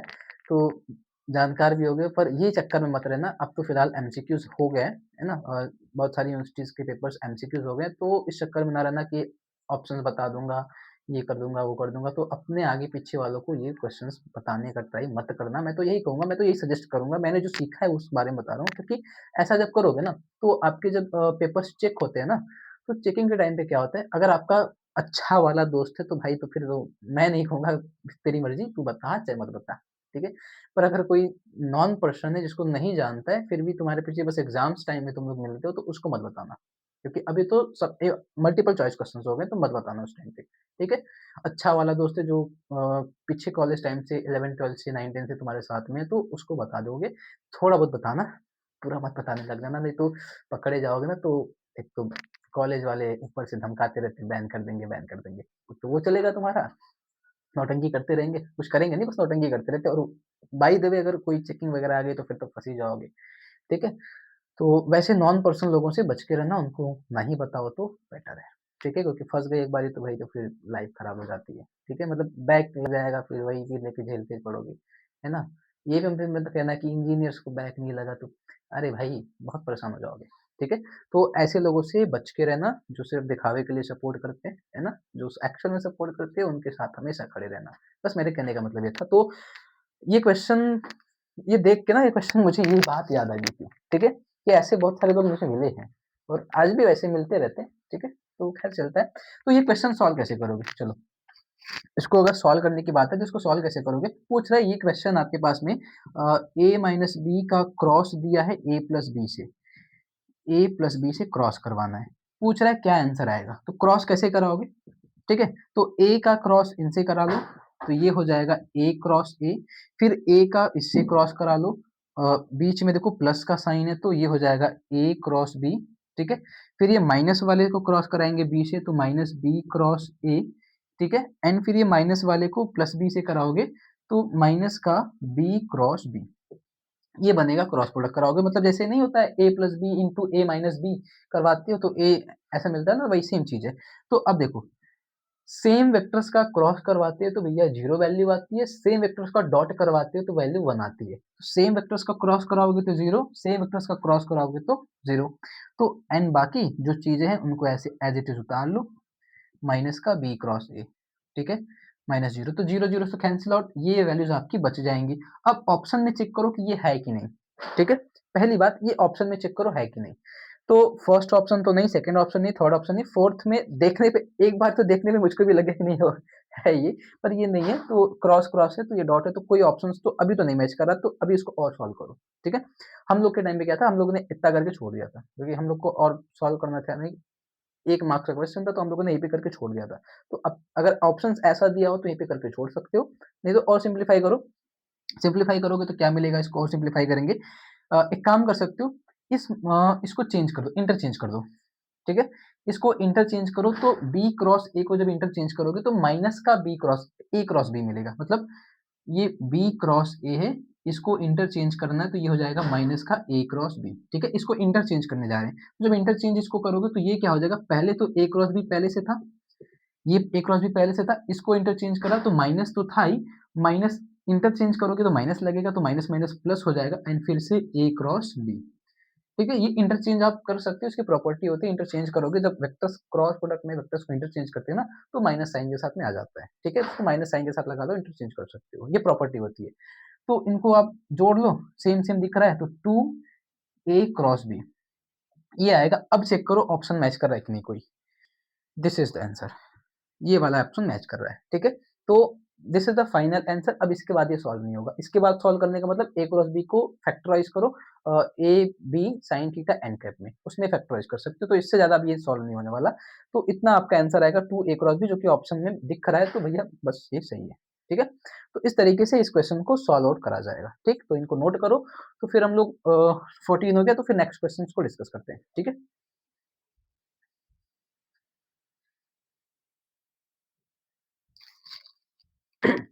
चलिए, अगले क्वेश्चन ये हमारे पास में, ठीक है। इनको सॉल्व करना है, तो अब इनको सॉल्व कैसे करोगे भैया, तो 15 नंबर क्वेश्चन देखते हैं पहले, ठीक है। कह रहा है कि area of parallelogram whose diagonals are this and this is, तो पूछ रहा है आपके पास में एक पैरेललोग्राम है, ठीक है। उस पैरेललोग्राम का आपको एरिया फाइंड आउट करना है, ठीक है। तो पैरेललोग्राम का एरिया कैसे फाइंड आउट करोगे, तो सिंपल कहानी है, area of parallelogram, area of parallelogram जो होता है वो क्या होता है भैया, mod of A cross B, एक ये फॉर्मूला होता है एंड एक और फॉर्मूला होता है mod of A cross B. Area of parallelogram का भैया दो फॉर्मूला होता है, ठीक है। एक होता है mod of A cross B and एक होता है half mod of A cross B. अब अप्लाई कौन सा करना है, तो पूछ रहा है, देखो पैरेललोग्राम हुज डायगोनल, तो आपको डायगोनल के हिसाब से आपको दे के रखा, तो ये चेक कर लेना जब भी आपको पैरेललोग्राम का क्वेश्चन दे रहे हैं, ठीक है, और एरिया पूछे तो चेक कर लेना कि आपको डायगोनल दिया है कि साइड दिया है। अगर साइड दिया रहेगा तो ये फॉर्मूला होता है साइड के लिए, अगर डायगोनल दिया रहता है तो ये फॉर्मूला होता है डायगोनल डायगोनल का, ठीक है। This the formula for diagonal. अगर डायगोनल के हिसाब से दिया है पैरेललोग्राम की वैल्यूज, तो ये फॉर्मूला अप्लाई करोगे 1/2 mod of A cross B, ठीक है। एंड अगर साइड के हिसाब से दिया रहे तो साइड के हिसाब से भैया mod of A cross B करोगे। तो आपको डायगोनल के हिसाब से दिया है, पूछ रहे उसका एरिया बता दो, तो ये वाला फॉर्मूला अप्लाई करेंगे। तो पहला काम mod of A cross B निकालो, सबसे पहले काम वही कर लो, mod of A cross B, बाद में हाफ उसमें कर लेंगे। तो mod of A cross B मतलब I cap J cap K cap, modulus निकालेंगे, आई कैप कितना है भैया, मतलब ये फर्स्ट ए, इसको मान लो ये ए है एंड इसको मान लो ये बी है, ठीक है। तो आई कैप 3 1 -2, जे के बी की वैल्यू 1 -3 एंड 4, इनको सॉल्व करना है। तो आई कैप के हिसाब से सॉल्व करोगे भैया तो ये क्या हो जाएगा, 4 and 6, ठीक है। तो 4 माइनस का 3 2 6 आई कैप, ठीक है, माइनस जे कैप के हिसाब से सॉल्व करेंगे तो ये वैल्यूज को खत्म कर दो, तो 4 3 12 एंड -2, ठीक है। तो 4 3 12 and minus minus +2 J cap and last के कैप को सॉल्व करेंगे। के कैप को सॉल्व करोगे तो ये 3 3 9 एंड 1, तो माइनस का 9 माइनस का 1 एंड के कैप, ये वैल्यू मिलेंगी, ठीक है। इनको सिंप्लीफाई करेंगे, तो सिंप्लीफाई करो, देखो क्या है, अ, ये हो जाएगा माइनस का 2 आई कैप, ये हो जाएगा 14 जे कैप एंड लास्ट माइनस का 10 के कैप, ठीक है। एंड हाफ करना है उसके मैग्नीट्यूड में, तो अभी तो ए क्रॉस बी निकालो ना, इसका मैग्नीट्यूड निकालो। तो मैग्नीट्यूड जब निकालोगे mod of A cross B, तो mod of A cross B क्या हो जाएगा भैया, देखो पैरेललोग्राम में ये करना पड़ेगा, पहले तो क्रॉस प्रोडक्ट करोगे, क्रॉस प्रोडक्ट करने के बाद मैग्नीट्यूड भी निकालना, मॉडुलस भी करना पड़ेगा। तो ये तो ए क्रॉस बी हो गया, अब इसका मॉडुलस निकालेंगे, तो मॉडुलस में जानते हो क्या करना होता है, अंडर रूट में जाओ, ठीक है। आई कैप की वैल्यू का स्क्वायर, तो ये हो जाएगा 2 का स्क्वायर 4, जे कैप की वैल्यू का स्क्वायर करने जाओगे तो जे कैप की वैल्यू का स्क्वायर कितना हो जाएगा। अच्छा एक काम करते, हाफ से ना डिवाइड, चलो बाद में डिवाइड कर लेंगे, हाफ से क्या फर्क पड़ता है ना, हाफ से भी डिवाइड कर लेंगे। 14 का स्क्वायर करना है तो 169, यही ना, अ, कितना हो जाएगा 196, ठीक है। एंड 10 का स्क्वायर करोगे तो 100, बहुत तो ज्यादा आ गया यार। चलो अगला काम, इनको ऐड करोगे तो ये 200 एंड 300, दिस इज द 300। तो mod of A cross B की वैल्यू कितनी आ गई 300, एंड इस 300 को डिवाइड करना है कितने से डिवाइड करें? हाफ करना है ना, तो हाफ करोगे तो अच्छा 300 को अंडर रूट से बाहर निकालो, कितना हो सकता है? 300 को अंडर रूट से अगर बाहर करते हैं तो कितना हो सकता है भैया? वो हो जाएगा 15 दूना 30 ना, तो 15 दूना 30 नहीं होगा। इसको ऐसा कर सकते हो, 10 100 इंटू थ्री, ठीक है, 100 इंटू थ्री कर सकते हैं, ठीक है, 100 थ्री जा 300, ठीक है, तो बाहर निकालोगे तो 10 अंडर रूट थ्री। कोई ऑप्शन नहीं दिया इसका? ऑप्शंस गलत हो गए क्या इसके?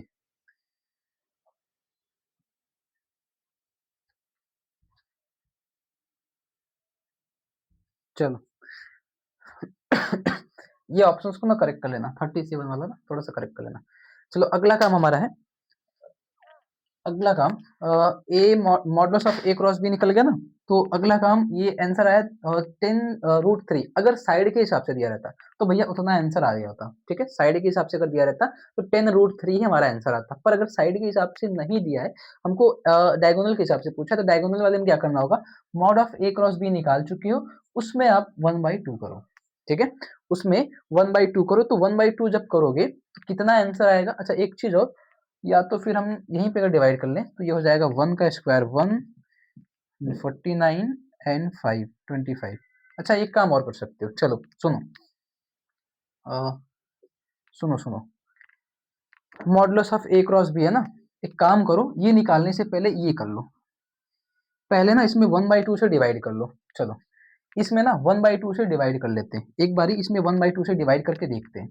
तो हम मॉड हाफ ए क्रॉस बी करते हैं, ठीक है, हाफ ए क्रॉस बी, ये जब करेंगे तो ये कितना आएगा भैया? ए क्रॉस बी हमने निकाला है तो वो आया है हमारा ए क्रॉस बी की वैल्यू, ये 2 i cap 14 j cap 10 k cap आया है। इसमें हाफ से डिवाइड करना है, मतलब 1/2 करना है, तो इसका 1/2 करोगे तो कितना हो जाएगा? -i cap -7 j cap minus का 5 k कैप, ये करना। इसके बाद हम लोग इसका मैग्नीट्यूड निकालेंगे, ठीक है, इसके बाद हम लोग इसका मैग्नीट्यूड निकालेंगे। अब मैग्नीट्यूड निकालो, तो मैग्नीट्यूड अब निकालोगे तो मैग्नीट्यूड कितना आएगा? मैग्नीट्यूड, अब जब मैग्नीट्यूड निकालोगे तो भैया आएगा वो कितना, अ, कितना हो गया? आई कैप की वैल्यू का स्क्वायर तो 1 का स्क्वायर करो, ठीक है, जे कैप की वैल्यू का स्क्वायर तो 7 का स्क्वायर करेंगे, ठीक है, एंड के कैप की वैल्यू का स्क्वायर तो माइनस का 5 का स्क्वायर करोगे, ठीक है। अब इनको ऐड करो एंड जोड़ो, ये हो जाएगा 1, ये हो जाएगा 7 का स्क्वायर 49 एंड ये हो जाएगा 25, तो कितना हो गया? 9 5 14, ठीक है, 75। ऑप्शन में कोई 75 वाला है? कोई तो 75 मिल जा भैया। कुछ तो गड़बड़ हुआ है, एक बार चेक करो तो। ये माइनस में -2 को डिवाइड करेंगे 2, 7 को डिवाइड करेंगे तो 4 एंड 10 को डिवाइड करेंगे तो 5, ठीक है, तो ये डिवाइड करने के बाद कितना आएगा? इसके हिसाब से देखा जाए भैया तो ये आएगा 75, रूट का 75, तो ऑप्शन तो आई थिंक ऑप्शंस तो करेक्ट नहीं है, एक बार आप इसको चेक कर लेना, ठीक है, मैं ऑप्शंस करेक्ट कर दे रहा हूँ। 75 इस प्रोसेस से अगर निकालते हो तो ऑप्शन आंसर कितना आएगा? 75। और इससे पहले जो प्रोसेस हम लोग कर रहे थे उसके हिसाब से अगर देखा जाए तो अगर ऑप्शन में 5/√3 दिया होगा, अगर बाय द वे, ठीक है, तो एक और तरीका है इसको करने का, जब इससे पहले हम लोगों ने क्या करा था, इसका मैग्नीट्यूड निकाल सकते हो, पहले ही मैग्नीट्यूड निकालो तो ये आएगा 10√3 एंड उसके बाद हाफ करोगे, तो हाफ 10√3 करोगे तो ये आएगा 5√3, मतलब ये half modulus of A cross B करोगे तो ये आएगा 5√3। तो चेक कर लेना दोनों में से कौन सा वाला ऑप्शन दिया है। करने का तरीका मेरे हिसाब से सबसे बेस्ट तरीका ये वाला है, फर्स्ट वाला 5√3, अगर ये ऑप्शन में दिया है तो 5√3 वाला सही है, हालांकि ऑप्शन इसके गलत दिए तो हो सकता है कभी कभी गलत ऑप्शन भी देते हैं, ठीक है, कोई प्रॉब्लम वाली बात नहीं है। तो अपना जो प्रोसेस हम लोग वो प्रोसेस फॉलो करेंगे, तो पैरेललोग्राम का एरिया निकालना है तो पहला काम क्या करोगे भैया? Modulus of A cross B, मतलब ए क्रॉस बी निकालोगे, मॉड निकालो, अगर साइड के हिसाब से तो छोड़ दो, और साइड के हिसाब से नहीं है, डायगोनल के हिसाब से तो हाफ से डिवाइड कर दो, ठीक है, बस ये काम करना। तो मेरे हिसाब से बेस्ट आंसर ये 5√3 आना चाहिए था, ठीक है, एंड इसके हिसाब से आ रहा है 75, तो 75 भी ऑप्शन में नहीं है एंड ना तो 5√3 है, मतलब जो बुक के आंसर दिए थे, देख लेना कौन सा वाला ऑप्शन दिया है, तो फिलहाल तो बुक में आंसर गलत दिया है, मतलब ऑप्शन गलत दिए हैं, बाकी आंसर आना चाहिए ये 5 वाला। ठीक है, दोनों तरीके से मैंने कर दिया उसको, दोनों तरीके से करोगे तो कोई सा भी एक तो तरीका वाला क्वेश्चन तो दिया ही होगा ऑप्शन में। ठीक है, बुक एग्जाम से मतलब सही दिया होगा, अपना प्रोसेस फॉलो करना तुम। ठीक है, अच्छा आगे क्वेश्चंस की बात करें तो for vector A is equal to इतना, बी इज इक्वल टू इतना, सी इज इक्वल टू इतना, if A dot B cross C is equal to zero, A dot B cross C मतलब ये स्केलर ट्रिपल प्रोडक्ट है। अगर आपसे scalar triple product भी कभी पूछा जाए तो ये होता है scalar triple product, scalar triple product, है ना। और कह रहा है कि स्केलर ट्रिपल प्रोडक्ट तो उसकी वैल्यू जीरो है। तो अगर स्केलर ट्रिपल प्रोडक्ट की वैल्यू जीरो होने का मतलब होता है वैल्यूम ऑफ पैरेललोग्राम दिया है। ठीक है, वैल्यूम ऑफ पैरेललोपाइपेड दिया है ना। वैल्यूम ऑफ पैरेललोपाइपेड को स्केलर ट्रिपल प्रोडक्ट भी बोला जाता है। और कह रहा है कि उसकी वैल्यू जीरो है, और उसकी वैल्यू जीरो होने का मतलब भैया वेक्टर्स आपके कोप्लेनर होंगे। ये ना कोप्लेनर वेक्टर के कंडीशन में ही होता है। अब ऑप्शन में क्या पूछा है, फाइन पूछ रहे कि वेक्टर्स क्या होंगे। कोप्लेनर आंख देख के, आंख बंद करके मार दो यार कोप्लेनर, क्योंकि स्केलर ट्रिपल प्रोडक्ट की वैल्यू जीरो है। तो स्केलर ट्रिपल प्रोडक्ट की वैल्यू जीरो तभी आती है जब वेक्टर्स आपके कोप्लेनर हो। तो बाकी चीजों की वैल्यू दे के रखा है तो सॉल्व ही नहीं करना है, डायरेक्ट आंसर आ जाएगा। ठीक है, कोलिनियर का मतलब समझते हो, एक ही लाइन में हो। ठीक है, एक लाइन में हो या फिर उनका, हाँ एक ही लाइन में हो। ठीक है, एंड को एक्सियल तो एक्सियल वाला टर्म होता है जो मैंने एग्जांपल दिया था सन का, अर्थ का, है ना। नन ऑफ दिस तो है ही नहीं, तो कोई प्रॉब्लम वाली बात नहीं है। नेक्स्ट क्वेश्चन की बात करें तो if the position vector of parallelepiped, parallelepiped दिया है। ठीक है, पूछ रहा है पैरेललोपाइपेड का वॉल्यूम बता दो। तो पैरेललोपाइपेड के पोजीशन वेक्टर्स दिए हैं, मतलब ये दिया है 10 आई कैप माइनस 5 जे कैप प्लस 3 के कैप, ऐसे करके कर दोगे ये पोजीशन वेक्टर्स बन जाएंगे। उसके बाद पूछ रहा है फाइंड द वैल्यूम, वैल्यूम पूछ रहा है पैरेललोपाइपेड का वैल्यूम। तो वैल्यूम ऑफ पैरेललोपाइपेड होता है ए बी सी। ए बी सी का मतलब होता है ए डॉट बी क्रॉस सी, ये होता है फॉर्मूला वैल्यूम ऑफ पैरेललोपाइपेड का। ठीक है, ए डॉट बी क्रॉस सी, या फिर ए डॉट बी क्रॉस मतलब ए क्रॉस बी डॉट सी कर सकते हो, कोई सा भी कर लो, कोई प्रॉब्लम नहीं है। तो इस तरीके से आप वॉल्यूम निकाल सकते हो। तो ये निकाल के चेक कर लेना कितना आंसर आएगा।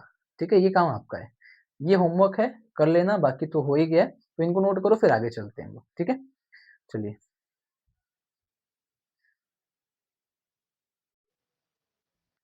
चलिए आगे आपके पास में क्वेश्चन है।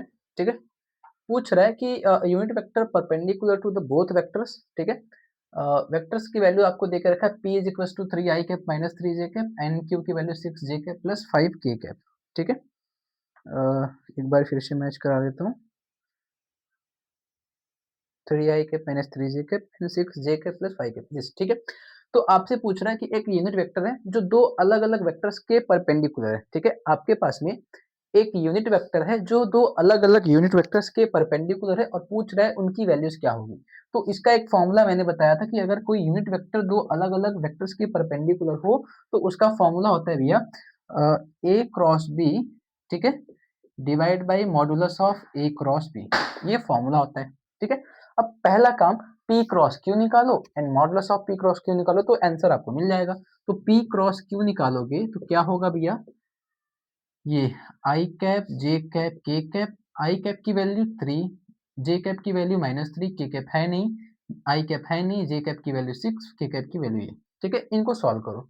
तो सॉल्व करोगे तो क्या मिलेगा, आई कैप के हिसाब से सॉल्व करा जाए तो 5 3 जा -15 एंड 0। ठीक है, माइनस जे कैप देखा जाए तो 15, हाँ 15 ही आएगा, माइनस का 0, एंड के कैप के हिसाब से देखा जाए तो प्लस का 18 माइनस का 0 के कैप, ये आएगा। ठीक है, चलो इनको सॉल्व करेंगे, और तो ये हो जाएगा माइनस का 15 आई कैप, ये माइनस का 15 जे कैप एंड माइनस प्लस का 18 के कैप। ठीक है, इस तरीके से मिलेगा। तो ये तो हो गया पी क्रॉस क्यू करके।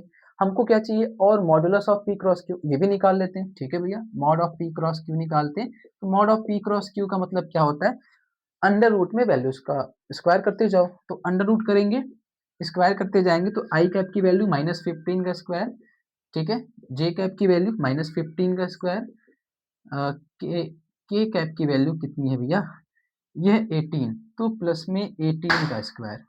चलो ये करेंगे, इनको सिंप्लीफाई करेंगे तो क्या मिलेगा आपको, सिंप्लीफाई करने पे 15 का स्क्वायर करोगे तो 2 टू 5, 8 15 का 2 टू 5, 18 का कितना हो सकता है 264, नहीं 18 का 324 होना चाहिए। एक सेकंड, 18 का देखते हैं ना। 18 का स्क्वायर कितना होगा? 64, 14, 18, 8 4 12, 324। चलो ठीक है, 324 करेक्ट है।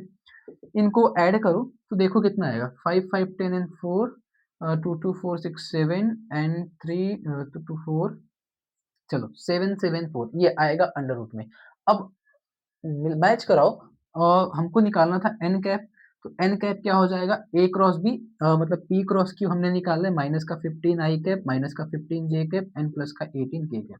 डिवाइड करेंगे modulus of A cross B से। तो modulus of A cross B हमारे पास में कितना है? Under root 774। क्या कोई ऑप्शन दिख रहा है ऐसा? अंडर रूट में तो सबके सेम है, तो कोई प्रॉब्लम वाली बात नहीं है। ऑप्शंस में नहीं दिख रहा है ना, 15 के केस में नहीं दिख रहा। एक काम कर सकते हो, इनमें से 3 कॉमन कर सकते हो। 3 नहीं, -3 कॉमन करो। तो अगर -3 कॉमन करते हो तो ये वैल्यू हो जाएगी प्लस का 5 आई कैप, प्लस का 5 जे कैप एंड माइनस का 3 के कैप डिवाइड बाई 1774। ये मिल सकता है। अब मैच कराओ, क्या वो ऑप्शन कहीं मैच कर रहा है? ऑप्शन फर्स्ट प्लस में है, नहीं कर रहा। ऑप्शन सेकेंड, ये 6 है भैया, 6 है, ये ना 6 है। हाँ कर रहा है, ऑप्शन बी कर रहा है मैच। ठीक है, तो सी में तो 5 है एंड डी में भी 5 है, तो 5 5 तो कैंसिल आउट कर दो, नहीं मैच करने वाला, तो B option is the correct answer. तो ऐसा क्वेश्चन आएगा अगर परपेंडिकुलर वाला है दो दो वेक्टर्स पे, तो पहला काम क्रॉस प्रोडक्ट करोगे, फिर डिवाइड करोगे, उसके मॉडुलस को निकालोगे, उससे डिवाइड करोगे। ठीक है, एंड सेम क्वेश्चन आपके पास में इधर है, ये आपके लिए होमवर्क है। बस फर्क क्या है, पी को ऐसे करना है, क्यू को ऐसे करना है। मतलब आपके पास में वेक्टर्स हैं ए एंड बी, पहले उनको जोड़ोगे तो पी बन जाएगा, फिर माइनस करोगे तो क्यू बन जाएगा। तो पी क्रॉस क्यू करके फिर उसको आंसर और सॉल्व करना है। तो आपके जो भी आंसर्स आएंगे आप वो कमेंट कर सकते हो। ठीक है, अगली बात, ये क्वेश्चन है क्वेश्चन नंबर 19। क्वेश्चन नंबर 19 में देखो, अगर ध्यान दो तो पूछ क्या रहा है भैया आपसे, कह रहा है कि the values of A dot A and A cross A R. A dot A and A cross ए क्या हो सकता है? तो जब वेक्टर्स को डॉट करवाते हैं तो क्या होता है? एक, ठीक है, एक आता है, मतलब ए स्क्वायर आता है। ए का ऐसे जब ए डॉट ए कराओगे ना तो वो आता है modulus of A square and उसको लिखा जाता है ए स्क्वायर। ठीक है, एंड जब आई कैप डॉट करवाते हैं तो वन आता है, जे कैप जे डॉट करवाते हैं तो वन आता है, ऐसे आता है। तो इसका वैल्यू तो सिंपली पता चल गया कि पहले ए डॉट वाला है तो ए स्क्वायर आना चाहिए। तो इसमें पहले ए स्क्वायर नहीं है, इसमें पहले ए स्क्वायर नहीं है, तो simple simple simple cancel out. ठीक है, इसमें पहले ए स्क्वायर है, इसमें भी पहले ए स्क्वायर। अब डिसाइड करना है बाद वाला क्या हो सकता है। तो बाद वाले के लिए कंडीशन दिया है ए क्रॉस ए, तो क्रॉस प्रोडक्ट सेम वेक्टर्स का करवाते हैं तो वो आता है भैया 0। तो सेकंड क्वेश्चन 0, तो ए स्क्वायर एंड 0 ये आपका करेक्ट आंसर बनेगा। ठीक है, अगले क्वेश्चन की तरफ बढ़ते हैं। तो अगला क्वेश्चन है, 4 vectors A B C D are coplanar. अभी तक तो हमने 3 वेक्टर्स का जाना था कि 3 वेक्टर्स अगर आपके कोप्लेनर हो तो 2 वेक्टर्स कोप्लेनर हो तो A B is to C D, B जो भी होगा से ए बी सी डी जो भी करके दिया होगा ए एंड बी करके, तो ओ ए इज टू ओ बी ऐसा कर सकते हो। ठीक है, 3 वेक्टर्स के लिए आप स्केलर ट्रिपल प्रोडक्ट यूज करते हो। ए डॉट किसी मतलब 2 वेक्टर्स का क्रॉस किसी तीसरे के साथ में डॉट करवाते हो। एंड जब बात आ जाए 4 वेक्टर्स की और उनका कोप्लेनर चेक करना हो तो क्या करोगे? क्रॉस प्रोडक्ट तो करवाना होता है, तो उसमें फॉर्मूला क्या होता है हमारे पास में? 2 वेक्टर्स का क्रॉस करवाते हैं, तीसरे के साथ में डॉट करवाते हैं। 3 अगर होते तो ऐसे करवाते हैं। तो 4 वाले के लिए क्या करोगे? 2 2 का क्रॉस, फिर दोनों का डॉट, 2 2 का क्रॉस, फिर एक मतलब दोनों का फिर डॉट, 2 को क्रॉस कराओ, फिर 2 को क्रॉस कराओ, किन्हीं 2 को उठा लेना, कोई सा भी 2 उठा लेना, कोई फर्क नहीं पड़ता। ठीक है, कोई 2 उठा लो, कोई 2 उठा लो, उनका क्रॉस कराओ, फिर जो दोनों आएंगे उनका डॉट करवा लो। ठीक है, ऐसे करवाना है। तो ऐसे कराओगे तो this is the option number first, इसका करेक्ट आंसर आएगा। पहले दूसरे का क्रॉस कराए, दूसरे तीसरे का क्रॉस कराए एंड उनका फिर डॉट करवाते हैं, तो इस तरीके से 4 वेक्टर्स का कोप्लेनर निकाला जाता है। तो ये तो आपके सिलेबस में नहीं है पर दे दिया है, तो ये याद रखना कि पहले 2 का क्रॉस, बाद के 2 का क्रॉस, फिर दोनों का डॉट, ऐसे कराओगे तो आपके 4 वेक्टर्स कोप्लेनर मिल जाएंगे एंड इनकी वैल्यू आएगी 0 के बराबर। ठीक है, एंड ये क्वेश्चन आपके लिए होमवर्क है, तो इसको आप करके देख लेना। ठीक है, ये क्वेश्चन आपके 18 नंबर जैसे लगेगा।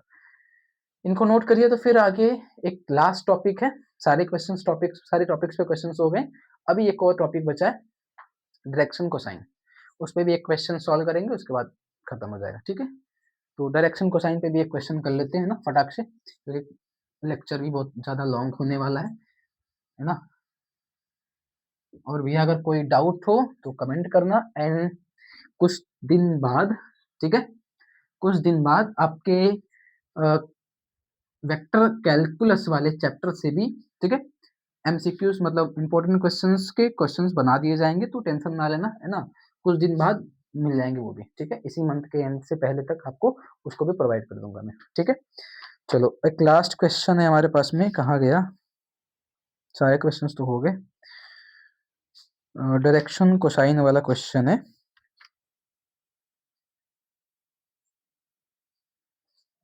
चलो, डायरेक्शन कोसाइन का तो मैंने कुछ क्वेश्चंस तो आपको लेक्चर्स में भी करवाए थे ना, तो कुछ क्वेश्चंस तो वहां से हो जाएंगे। इसमें जो क्वेश्चंस दिया है डायरेक्शन कोसाइन का, वो एक्चुअली क्या है, चलो देखो, क्वेश्चन दिया है, क्वेश्चन 21 हुआ था ना, 22, चलो देखो, क्वेश्चन दिया है डायरेक्शन कोसाइन का भैया, if vectors, if A vector makes a angle, ठीक है, alpha beta and gamma with respect to with respect to x y and z axis, ठीक है, एक्स वाई जेड एक्सिस के थ्रू एक वेक्टर है जो कि alpha beta and gamma angle बनाता है।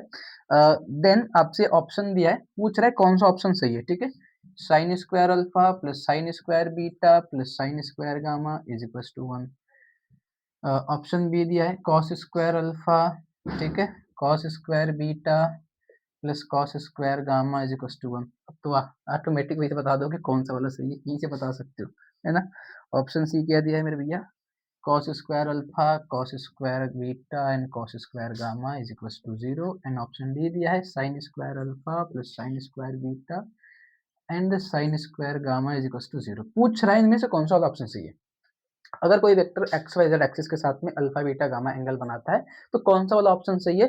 तो अगर आपको याद हो डायरेक्शन कोसाइन में, तो एक्स एक्सिस के साथ में कोई एंगल बनता है तो कॉस अल्फा, वाई एक्सिस के साथ में कोई एंगल बनता है तो cos beta, and Z axis के साथ में कोई एंगल बनता है तो कॉस गामा करके लिखते हैं, ठीक है।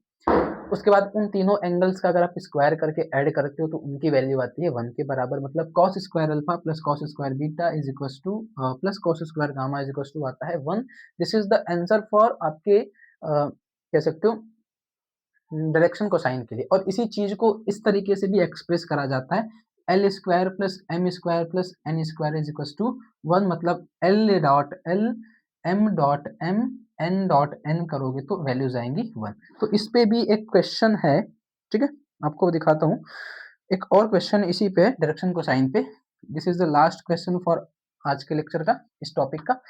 कह रहे हैं कि इफ L1, ठीक है, M1 N1 and L2 M2 and N2, ठीक है, are the direction cosine for two vectors of two vectors, then angle between them, उन दोनों वेक्टर्स के बीच का एंगल पूछ रहा है कि एक वेक्टर है जिसका डायरेक्शन कोसाइन है L1 M1 N1, एक वेक्टर और है जिसका डायरेक्शन कोसाइन है L2 M2 M2, मतलब एक वेक्टर ए एक वेक्टर बी है, इनका डायरेक्शन कोसाइन ये दे के रखा है। तो ऑप्शन दिया है, पूछ रहा है कौन सा वाला ऑप्शन सही है बता दो भैया, ठीक है, इनमें से कौन सा वाला ऑप्शन सही है ये पूछ रहा है, ठीक, बताना है तुमको कौन सा वाला ऑप्शन सही है। ये तो देख के बता सकते हो, अगर आपने मेरा लेक्चर देखा होगा ना तो आप देख के बता सकते हो क्या आंसर्स आते हैं डायरेक्शन कोसाइंस के केसेस में, है ना। एंगल्स कौन कौन से फाइंड आउट्स करते हैं हम लोग, तो देख के आराम से बता सकते हो कि कौन सा वाला ऑप्शन सही है। अगर आपने अच्छे से पढ़ा होगा तो, आई थिंक पढ़ा होना चाहिए भी, है ना। चलो, तो पूछ रहे हैं इनमें से कौन सा वाला ऑप्शन सही है भैया, तो सीधा सीधा देख के बता सकते हो यार कि दो वेक्टर्स हैं, उनका डायरेक्शन कोसाइन जो होता है वो cos square alpha cos square beta cos square gamma होता है पहले वेक्टर्स का। तो उनका जो वैल्यूज होता है उसको कॉस थीटा के फॉर्मेट में लिखते हैं, उनको ना कॉस थीटा से रिप्रेजेंट करते हैं, सिंपल, उनको कॉस थीटा से रिप्रेजेंट करते हो। तो कॉस थीटा से रिप्रेजेंट करने का मतलब सीधी सीधी बात है, tan थीटा तो होगा नहीं, sin थीटा तो होगा नहीं, sec थीटा तो होगा नहीं, बच्चा जो भैया सही है ना, जो बच गया लास्ट वाला वही सही है। तो cos थीटा की वैल्यू क्या हो जाएगी, L1 L2 M1 M2 N1 N2 करके। तो this is the value for two vectors के, अगर आपके दो वेक्टर्स के डायरेक्शन कोसाइन दिए गए उनके बीच का अगर एंगल पूछे तो ये फॉर्मूला बना सकते हो, cos theta equals to L1 L2 M1 M2 N1 N2 करके, ठीक है। एंड एक वेक्टर का हो तो सिंपल एक वेक्टर्स के लिए ऐसे निकाल सकते हो, cos alpha cos beta and cos gamma से, ठीक है। तो इन तो तो आपके इस चैप्टर्स के क्वेश्चंस खत्म हो गए, ठीक है? मतलब जो भी टॉपिक्स थे इस चैप्टर्स के, उसके मैंने सारे क्वेश्चंस करा दिए, इम्पोर्टेंट क्वेश्चंस कह लो, पीवाईक्यूज़ कह लो, एमसीक्यूज़ कह लो, सारे क्वेश्चंस हो गए हैं। टॉपिक्स तो हमने पहले ही कवर कर चुके थे, तो टॉपिक्स जिसने नहीं देखा है, देख लेगा, उनको डिस्क्रिप्शन बॉक्स में लिंक मिल जाएगा। एंड इस चैप्टर से अगर और भी कोई क्वेश्चंस हो जो आपको नहीं समझ में आ रहे हो, कोई क्वेरीज़ वगैरह हो, ठीक है? तो आप कमेंट कर सकते हो, क्वेश्चंस को टाइप कर सकते हो, कमेंट करना, हम उसको डिस्कस कर लेंगे। एंड रही बात एक भाई ने नोट्स के बारे में पूछा था, ठीक है? तो रही बात नोट्स की, तो नोट्स मैं टेलीग्राम पे प्रोवाइड कर दूँगा, जो भी मैंने अभी तक पढ़ाया है, उन सबके नोट्स आपको टेलीग्राम पे प्रोवाइड कर दूँगा और टेलीग्राम का लिंक आपको मेरे चैनल के डिस्क्रिप्शन में मिल जाएगा। चैनल के डिस्क्रिप्शन में जाओगे, है ना? पीछे जो चैनल का डिस्क्रिप्शन होता है, उसमें जाओगे तो टेलीग्राम का लिंक मिल जाएगा। उधर मैं आपको प्रोवाइड कर दूँगा आपके जितने भी मैंने टॉपिक्स मतलब अभी तक जितने भी चैप्टर्स पढ़ा दिए हैं, उन सबके पीडीएफ मैं वहाँ पे अपलोड कर दूँगा, कल से स्टार्ट कर दूँगा, अपलोड कर दूँगा, तो आप वहाँ पे जाके आप एक बारी देख लेना, आपको नोट्स मिल जाएँगे, ठीक है? तो जिनको भी भैया नोट्स चाहिए, आप वहाँ से जाके देख लेना टेलीग्राम पे, ठीक है? टेलीग्राम पे हमारा चैनल है, चैनल का नाम है लक्ष्य शिक्षा, ठीक है? नाम भी वही है चैनल का, जो हमारे यूट्यूब चैनल का नाम है, वही टेलीग्राम चैनल का भी नाम है, ठीक है? तो जाओगे वहाँ पे, लिंक मिल जाएगा डिस्क्रिप्शन में आपको। मैं इस वीडियो के लिंक में भी आपको अपने चैनल का अ, टेलीग्राम का लिंक दे दूँगा, ठीक है? वहाँ से जॉइन कर लेना, चाहो तो वहाँ से जॉइन कर लेना, ठीक है? तो जिनको नोट्स चाहिए भैया, आप टेलीग्राम जॉइन कर लेना, नोट्स वहीं से आपको मिल जाएँगे। कोई क्वेश्चन वगैरह हो, तो आप कमेंट कर सकते हो, ये क्वेश्चन्स नहीं आ रहे एंड नेक्स्ट वीडियो मतलब vector calculus, coordinate systems and Newtonian mechanics जो भी अभी तक हमने पढ़ा है, उनके जो एमसीक्यूज़ क्वेश्चन्स होंगे, जैसे-जैसे चैप्टर्स खत्म होंगे, हालाँकि स्फेरिकल खत्म हो गया मतलब वो कोऑर्डिनेट सिस्टम खत्म हो गया और वेक्टर कैलकुलस खत्म हो गया, तो उनके भी एमसीक्यूज़ जल्दी से जल्दी ला दूँगा, ठीक है? वो भी आप देख लेना एंड उसके बाद जब जैसे ही न्यूटोनियन मैकेनिक्स का चैप्टर्स खत्म होते जाएँगे, उनके एमसीक्यूज़ लाते जाएँगे, ठीक है? एंड एग्ज़ाम्स की अच्छे से प्रिपरेशन करते रहना, रिवाइज़ करते रहना, ऑल द बेस्ट, मिलते हैं नेक्स्ट वीडियो में। Thank you.